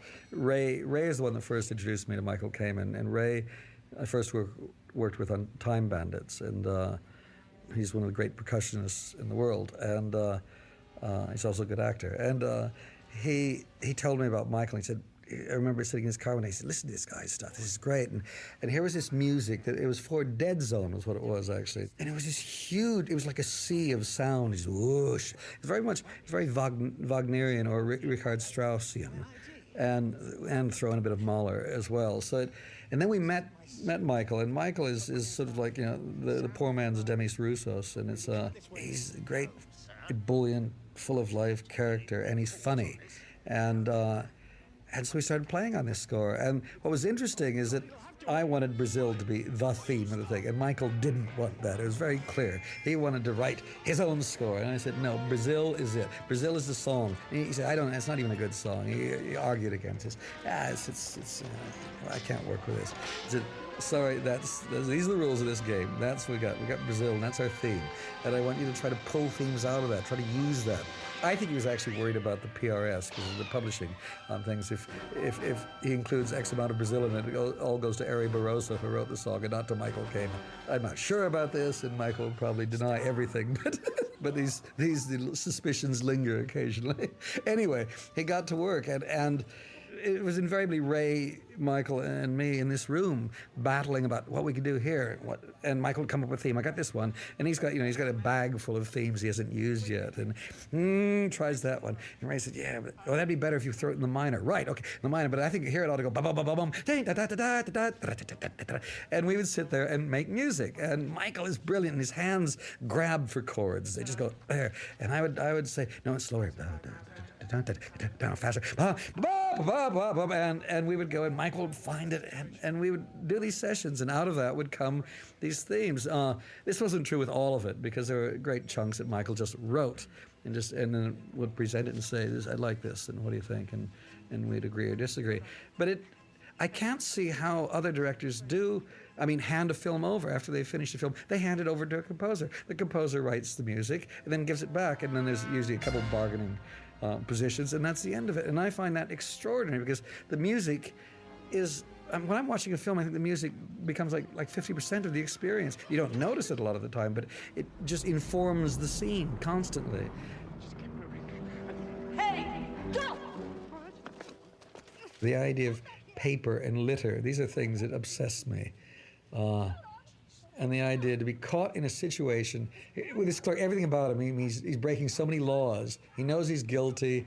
He's also littering, and he wants the girl, and he's caught in all of these really Pavlovian responses that society has created for him. The dog with the plaster, the bandage over his bumhole, really is, again, part of my documentary approach to filmmaking. I saw that in Copenhagen. I was sitting there one day, and this very, very proper couple of people were out walking their dog and dressed beautifully, and the dog turned around, and there it was. Now, I don't know whether it was because they were so conscious of the dog's possibility of soiling public spaces, and so they dealt with it by bandaging him up, or whether the dog had some terrible disease. I have no idea, but it was one of those great funny moments, and so throw it in the film. And it somehow just ties up with a woman who's obsessed with litter and tidiness, and she's got a dog with that she's dealt with. That's what I think is funny, is some of the most bizarre things in the film are just, what reality is shown me, not me and my grotesque imagination. It's the real world. The oxygen mask is what we see in Japan. They've got it already, where people are breathing fresh air whenever possible. Again, it's not. It's just, I like throwing things away, because there's a scene that could have taken place quite differently, but you've got a character in there who can react, and he's doing something that adds to the world that we don't. Now we know the world's air is polluted there. Nobody else is commenting on it. They're used to it now. And I love the silliness of the moment of Jonathan sticking his fingers in his coat pocket to say. There's something like play acting going on. He's watched too many movies, is what the character of Sam Lowry has. He lives in that kind of fantasy world, and so even though he gets it wrong and reveals the fact that he's only got 2 fingers, he still carries through the action. What's interesting is it's what Sam is about. The character of Sam has this, these fantasies. They're on one hand infantile, because they're Superman fantasies, rescuing the girl. On the other hand, he's also got a need for love and an emotional relationship, and he's frightened of it. And in fact, what the film does do is that when he does let go and falls in love with Jill and does something to save her, is when he then is destroyed by the system. And I think that's the interesting thing about that film. It's about the fear of the vulnerability of being in love is a great part of it, and he pays the price for falling in love, sucker. You don't believe me, do you? You probably think I'm bonkers, right? Mad, raving. I like Jill. She knows, even though she's totally isolated herself, she still can play. She knows enough about how to treat people to get what she wants. She's like a guerrilla fighter in this world. And I suppose she and Tuttle are the two really efficient characters in there, the ones that know what they want and have framed their lives accordingly and are good at their work, and they're very unique in that sense. To finally get inside of her world, was like he can't believe his luck. And then when he's thrown out, when he's kicked out,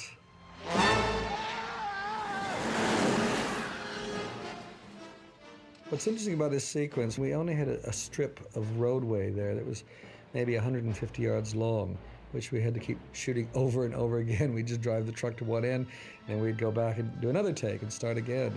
We kept driving over the same little patch of road. And I just love the impossibility of this thing. And no matter what she does, Jonathan just clings on. And it's something that she's never seen in her world, and that's what eventually sort of wins her over. It's so silly and relentless and desperate and foolish, and it's a good sequence. I also think it's one of the best musical cues that Michael did. It's one of my favorite. I think it's just an extraordinary cue. It's funny and it's dramatic and dynamic and everything all at the same time. And this moment of him, the brakes going on, him flying over the front, I mean, the stuntman just had to do it, and it's a nice trick. And it's a bit dangerous, and we actually had something on the front of the truck to catch him, so it wasn't quite like falling under the titles. And I find when that sequence happens, I gasp every time because it looks so convincing, and then this silly little Stan Laurel face peering over the thing. It's like Kilroy Was Here is what it reminds me of, which is again everything in the 40s and 50s, the graffiti. With Jill, I was very much inspired by Annie Lennox at the time. That's when she was wearing her crew cut. We seemed to make Kim sexier the more we dressed her in men's clothes. There's something really sexy about a girl like that. I don't know why. I thought it was just wonderful going from the moment of the couple kind of falling in love to the happy house, except what comes out. I mean, the picket fence, everything. It's just outrageous, and it reveals power today. What is it? Tomorrow progress? I don't know what it is, but it's so strange. I love the house, the image of the house. It's because it's a domestic image, but it's really just one of those portable units that people have at building sites. And the idea of playing volleyball makes some fun-loving folk in there. I was very much concerned about trying to get through some of these protective layers that allow you to kill people without any concern. One of the things I liked when we were doing this, I'd seen a picture of a guy wearing protective clothing, rubber in his mask, and it was a strange photograph of him scrubbing a naked woman. And it was really powerful, and so we made these costumes like that. And again, this was around the time with Star Wars, where we have all these faceless soldiers that you can shoot left, right, and center, and that's why I like having them play volleyball. You're trying to make these people human, but they're wearing these total inhuman outfits. And this was out east of London. It was an old refinery, and it was freezing cold this day we were there. It was absolutely freezing.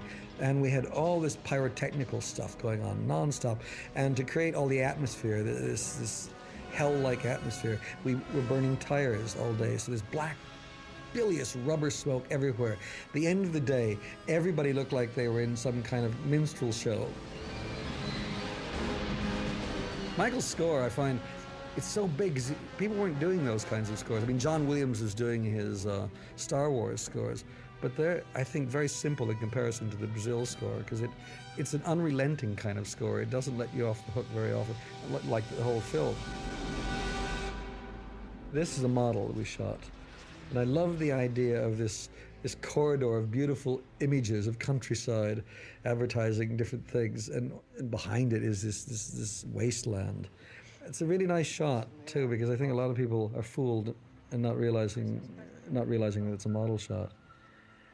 Sam and the bomb. Again, we set all of that up because we have that shot of Sam standing in front of a poster that's warning people to keep an eye out for bombs. It's trying to tell a story on different levels, so you don't have everything being in the dialogue.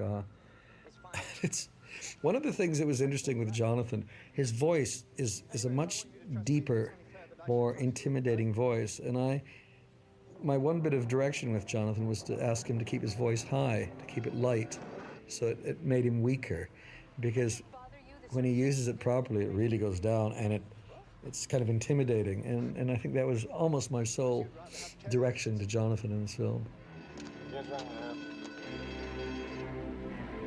How many terrorists have you met, Sam? We shot this sequence of the driving in the studio, and we used an old motorized backing, which is basically like a big roller that rolls the painted background behind the windows.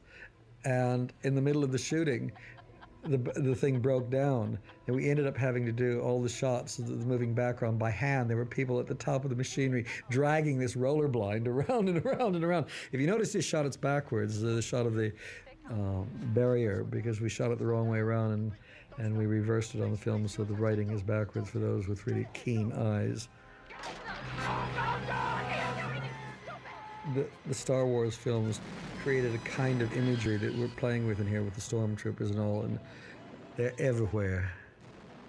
There's, again, when we made the film, the idea of all this chase stuff, again, was very much coming out of the Spielberg-Lucas world of chasing, and so some of it is Sam being caught up in the moment as if he was in one of those movies. It was like the audience was used to this kind of stuff. Keep going faster! You get your foot down on it. Go faster after me! This place that we shot this shot was in Marne Valley. It's where Euro Disney now is. And it was built by a Spanish architect called Ricardo Bofill. And it was an extraordinary place. We actually had a little Citroen camera car, and we just had the hood of the lorry on it, and we drove around shooting it. And then we intermixed it with model shots, these being model shots here, which the truck is probably 2 feet long in the model shots. And by mixing full-size cars with the miniature stuff, I think we've put it together so it's impossible to tell what's what. Tight shots of the spinning, these are all models, and then by including a live action shot, it kind of blends the whole thing together. I mean, again, when we're shooting it, you're in your first week of shooting, and you shoot what you think you need, and then realize you haven't covered everything, and then you end up faking it with models afterwards. We've been playing a thing like the Star Wars world, where everybody, the bad guys die, and nobody cares because they're the bad guys, and we've got the good guys getting away. It doesn't matter what you do to the bad guys, because they're bad guys. And I thought it was really important to have that moment of the crash and the bad guy comes out and he's in flame, and it's not funny anymore. It's not heroic. It's not movies. It's like, Jesus, there's a guy really burning up, and it's ugly and awful. And I thought it was really important to try to do. I think ever since John Wayne started killing Indians in large numbers, I've always been offended by the fact that certain groups of people, whether they're people with masks or Indians, get to be killed in large quantities without any concern on the part of the killers. And so even the worst people in this film are given moments when you should care about them in some way. The lingerie shop. Why do we do lingerie? I don't know. I always find it's the embarrassing part of life, being taken by your mother to buy lingerie, and men don't belong in lingerie shops normally. And so I thought, what better to have both a romantic and a critical scene than in a lingerie shop. I think also the lingerie shop we probably chose because you then ended up in a mixture of mannequins and real people, so it was hard to tell what was alive, what was dead, what was living, what was plastic. And then the scene with the mirror here, I've always loved mirror play, and we just faked it, and it got better and better as we went along. And it's also something, it's odd about seeing somebody's reflection, because they're almost turning in on themselves sometimes. They're splitting apart one moment and then turning in on themselves. And it's kind of like visual schizophrenia is what we're doing. What on earth's happened to you now? My complication had a little complication. But Dr. Chapman says I'll soon be up and bounding about like a young gazelle. You buying a Christmas present for your mother? What? Oh, yes, little... Charlie and I come here regularly. We love romantic lingerie. Really? I mean, it's almost obscene with Mrs. Terrain and her frilly split-crotch panties or whatever it is she's waving in the air. These conjure up awful images in the mind, and I love that, because it's both funny and disturbing. And I think the awfulness of being in a pink, pretty deco place for something like this to occur is just terrifying. My original ideas about the film, the ministry didn't know whether there were terrorists out there or not, because over the years they had so many counter-agents and counter-agents out there, and agent provocateurs who maybe set explosions to lure people in. The people had lost track of whether there really were terrorists or not, but the important thing was that the belief in terrorists had to be maintained to allow the ministry to continue to survive. Originally the film was called The Ministry. It was really about the survival of an organism like a great bureaucracy like that will do anything to keep itself going. And sometimes in this world, it seemed to be people were more willing to believe in the idea of terrorists than in the inefficiency of the technological system, which constantly is blowing up and going wrong. And it's how you choose to view the world is what it's about. And we do it every day of our lives. We make assumptions that Sam constantly is doing and is proved wrong. Monkeys like you. What was interesting about Kim, we did a screen test with her, and I had seen so many different actresses, I mean, all the ones that became stars almost, and I kept looking for somebody that nobody knew. I really wanted the dream girl to be an unknown, and yet Kim did something in her screen test that was unlike the others. It was kind of a strange animal quality. When she was pushed to the limit, she did some of her best stuff. I used to do things just to irrtate her, like having extras walk in and bump into her just as she's about to do something. And these little sparks of anger that would come off her when I did that, they're all on film.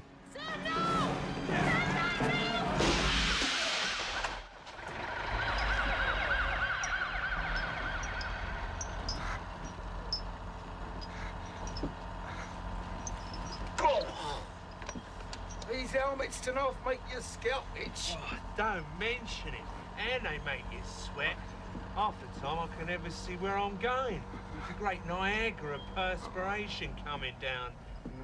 Well, I'm lucky. Here we're, trying to humanize the guards to make them less than just faceless. I remember some years ago talking to George Lucas about evil, and I was saying that Darth Vader isn't evil because he's black. You see, he wears his black costume. He's like the cowboy with the black hat. You see him coming a mile away. This is the bad guy. And so that to me isn't really worrisome because you can see it. What's evil is Jack Lint, the person who's the best friend, the nice guy, who does what he does. And that's evil. And so all along the line, we kept trying to let the Darth Vaders of this world be seen to be people in there with real problems, even silly problems. This is the mail truck going on with its delivery of bodies. And I think, again, I'm sure they think it's probably more humane in the society to do it that way because it's efficient, they hang there. Everything works smoother, so people are less inconvenienced. Regulations. These are all model shots that are built to match Marne Valley. Again, one of the things we did in the film was use wide-angle lenses, I think more than probably have ever been used before. Maybe Kubrick on Clockwork Orange, but we were really pushing the limits of how far you could go with using wide-angle lenses as standard lenses and not using them just as tools for distorting. In this shot, we're distorting purposely, but in a lot of the rest of the film, we're using them because they seem to create a feeling of both agoraphobic wideness. You're seeing an incredible amount of information at the same time. It's claustrophobic, so it's both wide and closed at the same time. And you seem to me more in the film than when you use longer lenses. It distances you a bit from everything. In this way, you seem surrounded by the film, which is, for some people, a bit too much to take. My wife actually prefers it on video because it distances it a bit, and it's less threatening. In the cinema on a big screen with surround sound and these images that seem to be all around you, it's pretty rough. To see if she's been arrested. I'm sorry, Sam. I'm afraid this whole case... I mean, the detail of Jack going home and putting on a bulletproof vest to go home. That's what he's doing there. I just think it's so funny because he thinks he's important enough and recognizable enough to be attacked. I don't see how anybody would ever recognize him, know him. He's so safely ensconced inside the ministry. But you can't be too safe. I also was pleased that what we reintroduced was glass blocks in sets. Nobody had been using glass blocks in sets for a long time, and I loved building this world with glass blocks. Cause and effect. That's the beauty of it. Our job is to trace the connections and reveal them. There's something about this scene that always reminds me of dealing with Hollywood. It's when you're going well, you've got lots of friends, but the minute you start having any problems, it's amazing how they disappear. And again, they've got these simple answers about how things work, and Jack's mind works in this way of connecting things. He's got enough circumstantial evidence which proves the world works in the way the ministry thinks the world works in. And it's impersonal and it's supposedly objective, but it's not the facts. And I think, again, we're constantly getting caught in patterns of perception that are easier to accept and deal with than the reality, the more complicated reality. And I mean, when we got into these pneumatic tubes, I remember them always as a kid in department stores. They fascinated me. The idea that you put receipt and money and it went off to somebody else. There was somebody else somewhere beyond the walls, up somewhere in an attic, where other things were happening. They always implied a much more elaborate world out there of things going on. And we started playing with this, and the theme that started coming out musically was The Sorcerer's Apprentice, which was great. I mean, it's exactly that, with the brooms multiplying and going out of control, and then zap. And his ability to do something as simple and silly as turn the system in on itself, and when it is turned in on itself, it explodes and becomes truly a Christmas scene. And there's snow falling everywhere. It's a Christmas card for Sam.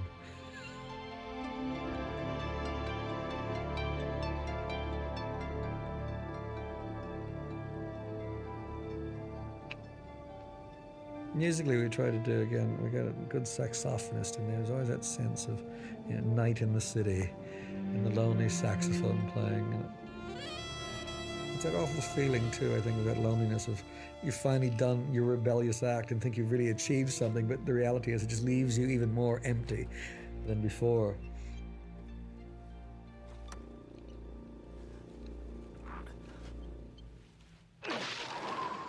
And the invasion of the flat, I mean, once we had opened the Pandora's box of what Spoor and Dowser can do to the flat, well, we just went all the way. And again, it's nice coming out of the ministry in that sort of cold, foggy chill to come into a polar region, basically. I can't remember where George Gibbs found these suits, and I can't remember what they were used for originally. But again, there's the real world just being there. We're not inventing this stuff. And I've always had this thing about noses pressed against glass or plastic, as the case may be. And them having this makes their life worthwhile. This is what these guys live for, the little moments when they can really get their revenge on everybody else in the world who's better than they are.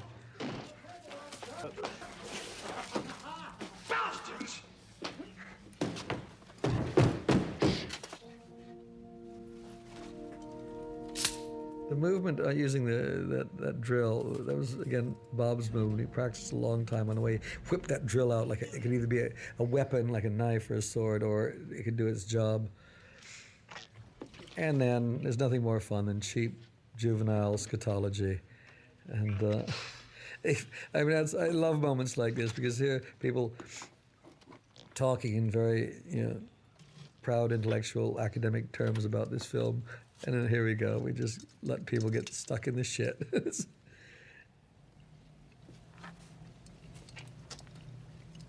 There's not that much improvisation in the film. Brazil was pretty much written and then performed. This was actually quite interesting to do because the first part we did have Derek and Bob in these suits taking this stuff being pumped in. And then when it got later, we had to replace them with stuntmen. And the only way we could do it actually was to get these large tanks because the weight of this stuff is incredible. That much liquid inside weighs a ton and nobody could stand up. So they actually had to be in tanks of liquid, water that was balancing it for the final bits. And these are stuntmen in there. And that's absolutely terrifying doing that stunt because they have no way out. We had X amount of time for them to hold their breaths while this stuff was pumped in, and then we got the shot and then had to release all this stuff quickly before they actually drowned in it. There was no simple way out of that one. It's very interesting looking back at the number of people who I didn't use who then went on to become very famous. It was very close. Ellen Barkin, Jamie Lee Curtis, Rebecca De Mornay, Michelle Pfeiffer, Roseanne Arquette, you name them. We saw them all. Kathleen Turner, Madonna, before she was famous. I went through everybody, but all of them had been seen in one film or another and all made an impression. And I still kept fighting that. I wanted somebody nobody had a clue about. As De Niro flies away, that's a little lead figure, and it's about 2 inches tall on a wire. And Michael's music in there is very funny. Da, da, da, da. It's kind of like sort of Robin Hood music. Da, da, da, da, da, da, da, da, da. And it's this silly sort of fanfare. Harry Tuttle. And that came just out of the name. All Michael was doing was trying to make Harry Tuttle into a heroic theme. And this is a film about hats. I always loved films in the 30s and 40s. Hats were very important. And somehow modern filmmaking has reduced the number of hats out there available for films.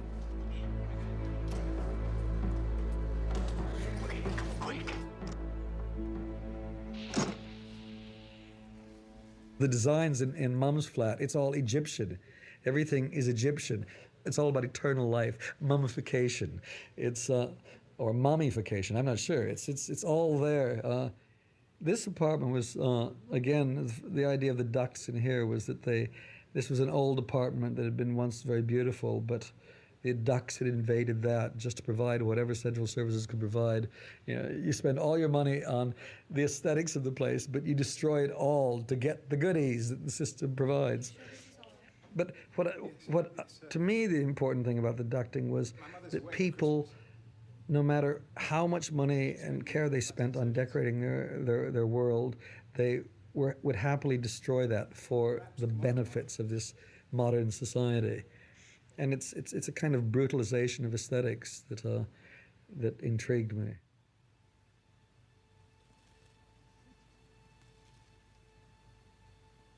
I love trying to do this kiss to drag out as long as possible. Just drag out a moment and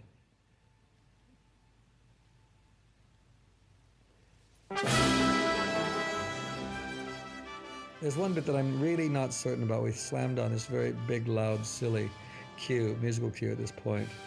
And I still don't know if that was the right thing to do. I went back and forth, and in the end, again, because our attitude was, oh, let's go for it. We did it, and I think it actually overpowers the moment. And it's one of the things I might change whenever I remake this film. It's like, for the first time, she's relaxed. She's, able to not be so defensive and just be a woman. She's falls for some of this soft, nice stuff. This was a model we built at the ministry. It was about 12 feet high. It's again, I love the people who make things go, the cleaners, the plumbers, the operatives. They sort of come out at night, and I like, by using the ducts in that way, they seem like sort of worms that come out at night. These creatures are long, snaky things doing their business of cleaning up like snails or earthworms, whatever they do at night. I don't know, but I know it's important work. When I make a film, I don't do it very intellectually. I don't approach it in an intellectual way or analytical way. I'm doing it as it's an emotional expression of something. And it's only afterwards when I read reviews and people start writing about it that I realize what I've done. And I want to keep doing that. I don't want to be too self-aware in when I approach things, because I find when you do, you then start getting clever. You start worrying about the wrong things. And I just know I had to get this shit out of my system, and Brasil was the big flush. This was done in a power station, a Croydon power station, which no longer exists. This really is the last record of a stage of technology in Britain that is now in the past. And again, the shift, I mean, again, reintroducing Christmas here very strongly with the guards and their little choral group. It's almost like toy soldiers. Everything is shiny and spit polished and sharp. And I never know if we've gone too silly or not with this stuff, but it always makes me smile. The idea of seeing these guys in their Nazi helmets and all. They're just doing what people do. I don't know. Unlike a lot of directors, I was an animator first, which I think distorts your viewpoint immediately. I mean, with animation, or even before animation, I was a cartoonist. So you're looking at the world through a caricaturist's eyes. That you distort. You make ordinary things appear grotesque. And so I see the world that way, and I don't. To me, it seems normal. I only discover after having made a film that to others it's not normal, but to me, it's the way I see the world. So there is that immediate difference in the way I perceive things. Animation was interesting because, again, you perceive film in a frame-by-frame sequence rather than a scene with actors just moving about saying lines. I sort of see 24 frames a second, and when it comes to doing special effects, this is fantastic. You actually can work them out in a more sensible way. I also, coming from both those backgrounds, with storyboards, I draw it out like a comic book. And so the film immediately has, I think, this strange or caricatured or distorted quality before I even come up with a weird idea. The advantage of being a cartoonist animator is that you just got a piece of paper and a pen, and you can create worlds with that. You don't need actors, studios, scripts, right? You don't need anything. You do it all yourself. So, years of working like that made me work from just my point of view rather than trying to please other people. I suppose that's what artists are supposed to do, and I occasionally, in my more pretentious moments, think I'm trying to be an artist. And I don't want to do committee films. I don't want to work that way. I don't want democracy to rear its ugly head when it comes to filmmaking. I don't want, that's why I don't like when we have screenings, preview screenings, because I think a lot of the principle of that is that democracy is part of the process rather than using the screenings to find out whether we're conveying what I want to convey successfully or intelligently. It's used to see what do the people want, and let's change the film to give them what they want. And I think that's bullshit. That's utter crap. If you don't like this story, then let's make another story. Let's rewrite it, and we'll make another film. But this is the story we all agreed to tell when we set off on this venture. And we got actors involved. We got all these people involved because they all agreed to participate in the telling of this particular story with that particular ending. And we're storytellers, and that's what we should be doing. And if people like it, great. If they don't, fair enough too. And so the trick is not to change the film, but to find all the people that are going to like it and make sure every one of them come to the cinema. And if they succeed in that, we will have a very successful film. That's my argument.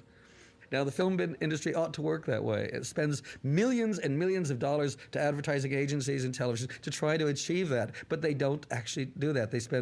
It's easier for them to put pressure on the filmmaker, who's the most vulnerable person in the process, to change what he does to achieve success. And every filmmaker wants success so desperately. And at the end of the day, when they've finished working on a film for a year or so, editing it, they're usually these very, very terrified little creatures who want so much to be loved and their work to be loved that they will do almost anything to make it a success. And a lot of time people buckle under the pressure and they chop the films, they change them in the hopes that these people in their large offices speaking with sonorous voices and dignified words know how to make the film successful, so they fall into that trap of listening to them, changing the film, and ending up without a success. And then in the end, when their film isn't a success, those people aren't there to share the blame or responsibility. They're long gone. And so in the end, the filmmaker is the only one who bears the weight of the success or the failure of the film and the responsibility. They're the ones that get blamed. They're the ones that end up in the reviews named and fingers pointed to. So they're the people that really have to fight and fight and fight so that they're not made absolute fools of when they fail. I don't mind if I fail on my own terms. I don't want to fail on other people's terms. Wow, what a little speech that was.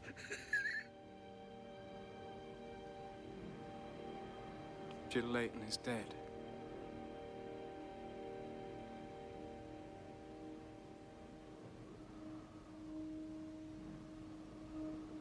Care for a little necrophilia? It's just a cheap and funny line.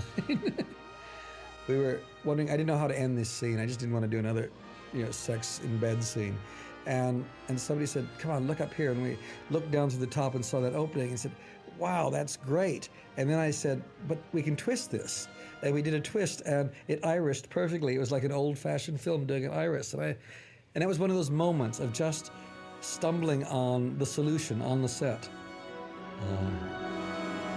The film was about to open, and as always, there's this incredible pressure to shorten, shorten, shorten. And I suddenly had the thought that maybe I ought to chop the scene, the morning after scene, out of the film. And I did it literally on the premiere print. We made a physical cut in it, and it went out that way.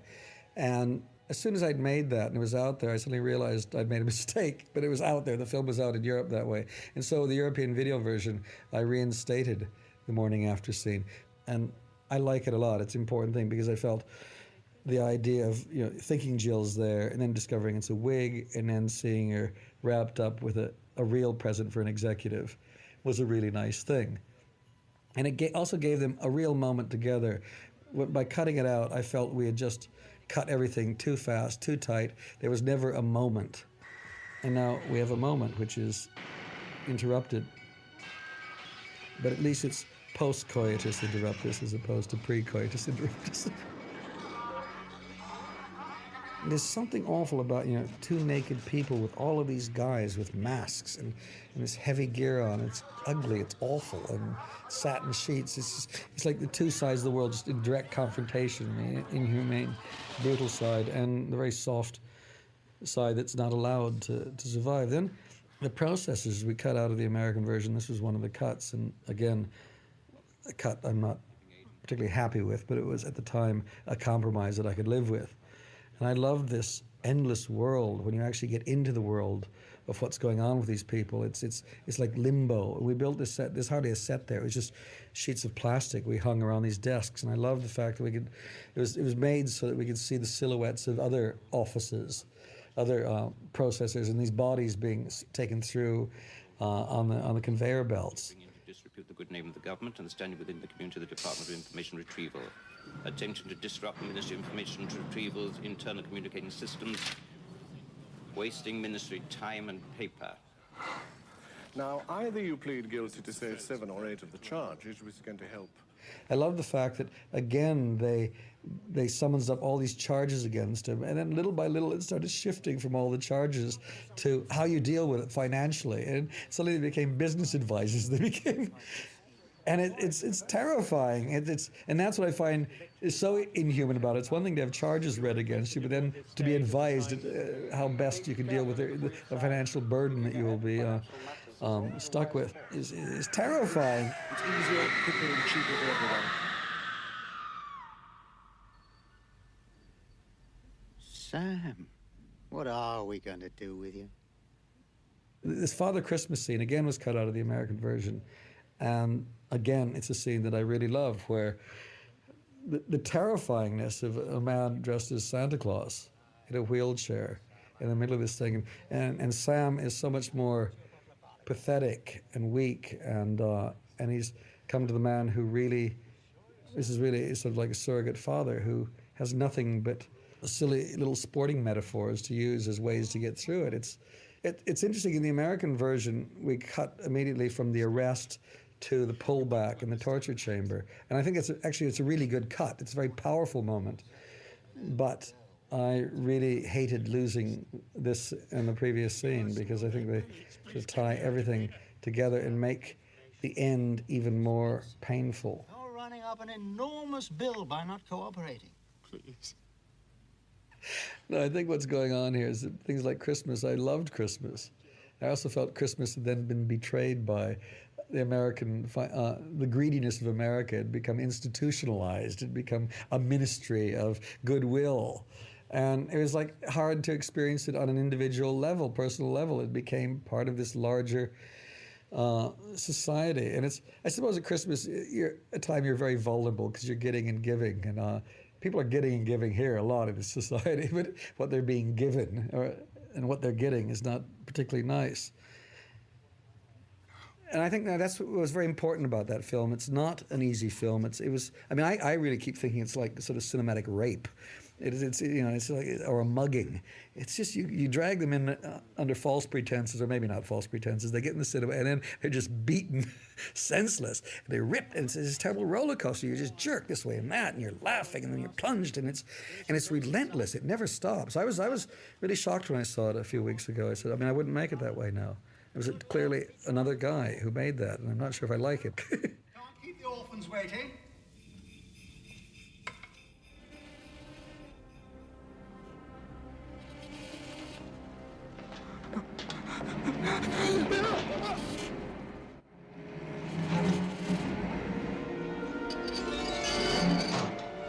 This track back is one of my favorite moments. We shot it at 4 frames a second, and we ran back as fast as possible with that, with the dolly, and it meant that the actors, John and the soldiers, were acting very, very slowly at like a fraction of their normal speed, so it seemed normal speed when we ran it at 24 frames. Again, the guards, like a fatherly guard in the midst of all this, saying, relax. Everybody's giving him advice. Everybody's trying to be nice in this society.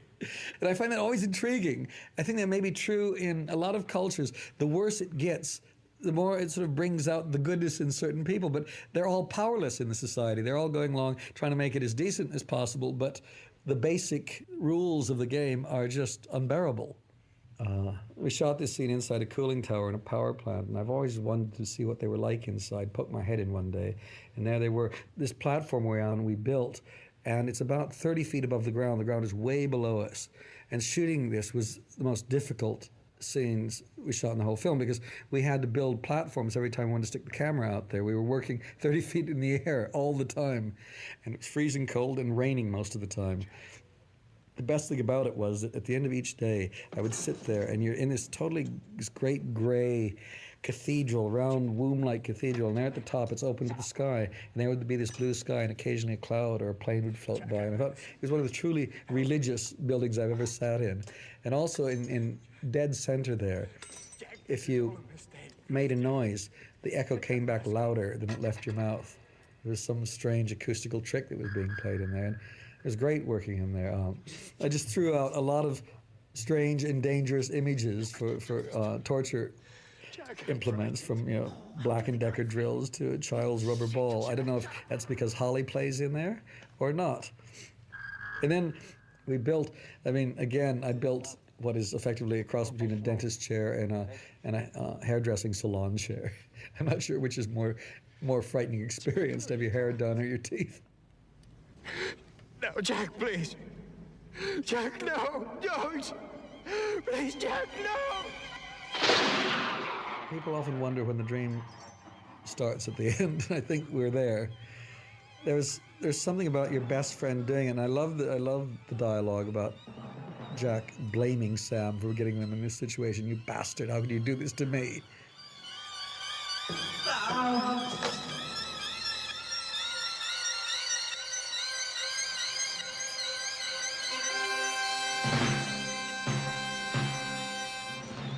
This abseiling down was done after a lot of discussion because we didn't know if we could do it. And in the end, these stuntmen were phenomenal. They abseiled down, and then wearing those silly masks, some of them would land on those ribs that go out, and the ribs were probably 9 inches wide, and then they ran forward with their guns in their hands on these ribs with these masks that were blocking their vision. All of this was incredibly scary working out here.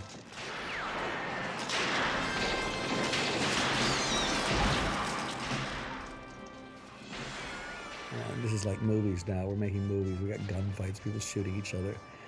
And I just wanted to play it that way because he's now, how do you escape from this? You escape by being rescued like you get rescued in the movies. And I think, again, in the midst of all that, one keeps the jokes coming. And she's just doing a job still. There's no brain involved in her work. She just does her work. There was something strange about them taking the lift down. I mean, I thought it was a bizarre moment, but I did it anyway. Because, I mean, for all these so-called terrorists to be taking a lift down, it's just, I mean, the whole thing doesn't make any sense.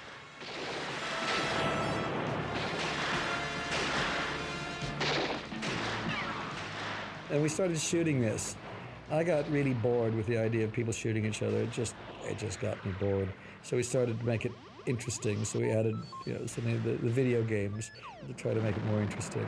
And then eventually, we get into a situation of doing our homage to Battleship Potemkin.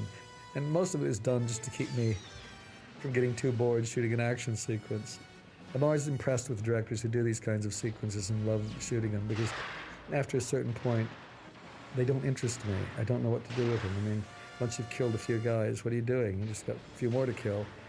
And so, to me, what I liked was the combination of people wearing silly masks and then doing Battleship Potemkin. I'm sure there's many film societies that read into that a lot, but it's really me just fighting boredom. It's also nice to make reference to some of your favorite films. Everybody loves the word homage. I mean, stealing is more like it. These shots are, again, interesting. These are first kind of matte shots we've done. You'll see the vehicle going past here, and you'll see the backgrounds here in a little bit. But this was now, I mean, we'd now really entered into like a juvenile fantasy stage. It's macho stuff. You get to shoot, you get to blow up everything that has ever hurt you, terrified you. It's a nice way to end. To suddenly go in, and you've got one go. You built this huge model that had taken months to build, and it had taken a week to set the charges, and you're one go. and you go in there, you set all the cameras, and you put it in this confined space. You step out, and then you blow it. And you don't know until the next day whether you got any of it on film. And I think it was the last shot we did, and it was wonderful to do that at the end of this of 9 months. Again, the paper is what I love. It's just the idea, to me, once we've done the great explosions, it really is about this paper coming down. These are like lives that are now freed. They're spirits that can now blow wherever they need to blow.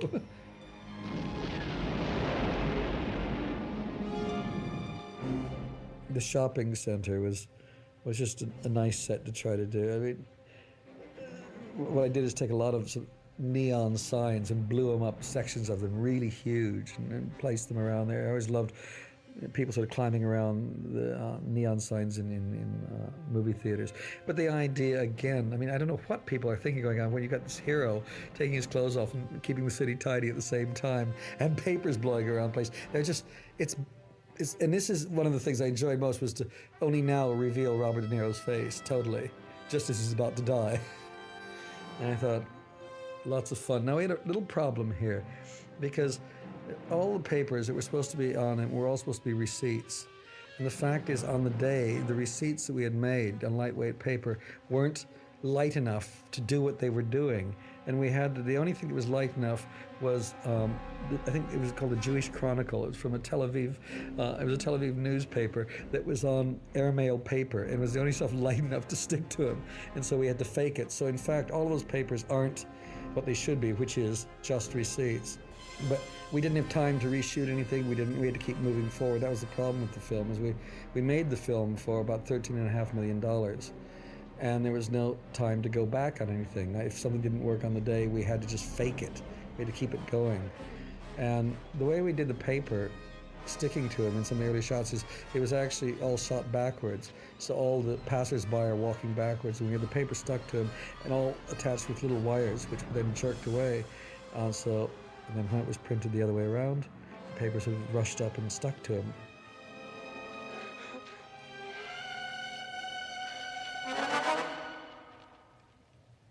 Again, we saved a lot of money by using sections of the lingerie department store as the shopping center. Everything was constantly reused. We always reassembled bits and pieces.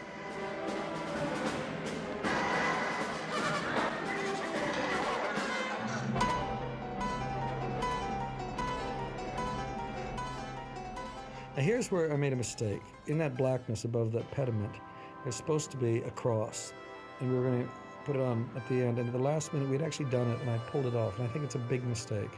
I think it would be much better to show the cross there. It's like running towards, what the goal is that he's running towards, and I can't remember why I didn't do it.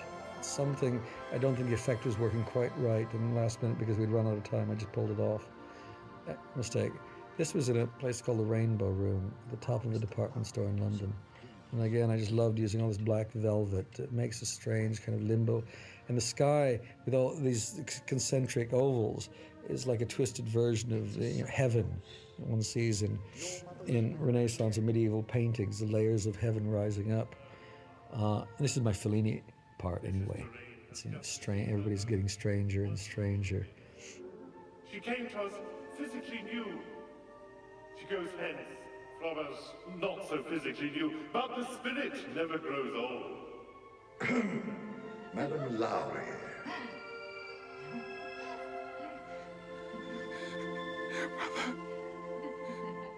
The idea of this was that this isn't Jill becoming the mother. This is the mother becoming a very young girl, and who just happens to look like Jill. So all of my Oedipus tendencies are not true. But I couldn't think of anything better at that point for a nightmare situation, to have Mum younger than you, unable to admit that she was your mother, and she looked like your girlfriend. I mean, that's enough for anybody to go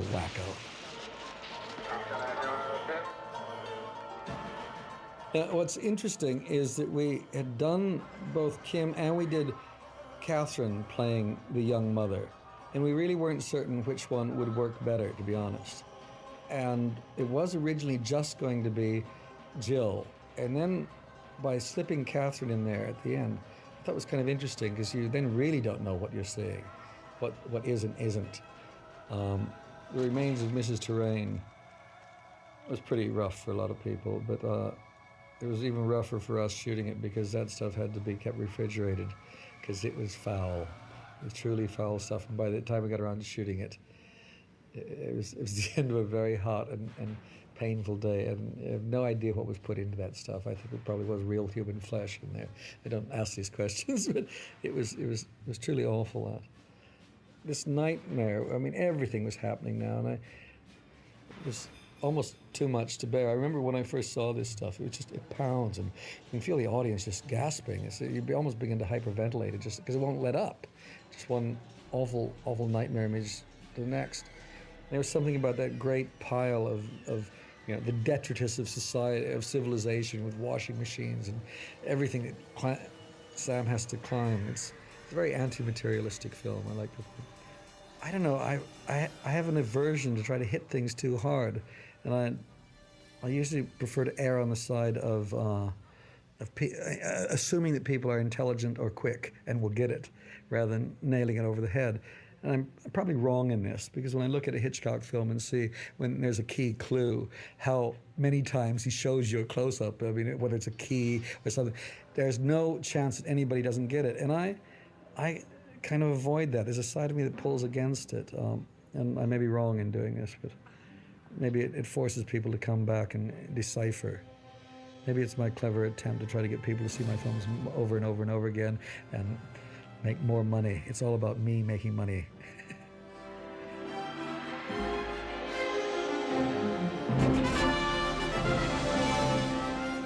I mean, to me, the house, it was this whole thing. There's something domestic about it. It's totally undomestic, but it is domestic. It's a house, it's a home, a place away from it all. If you put it on the right truck and go the right places.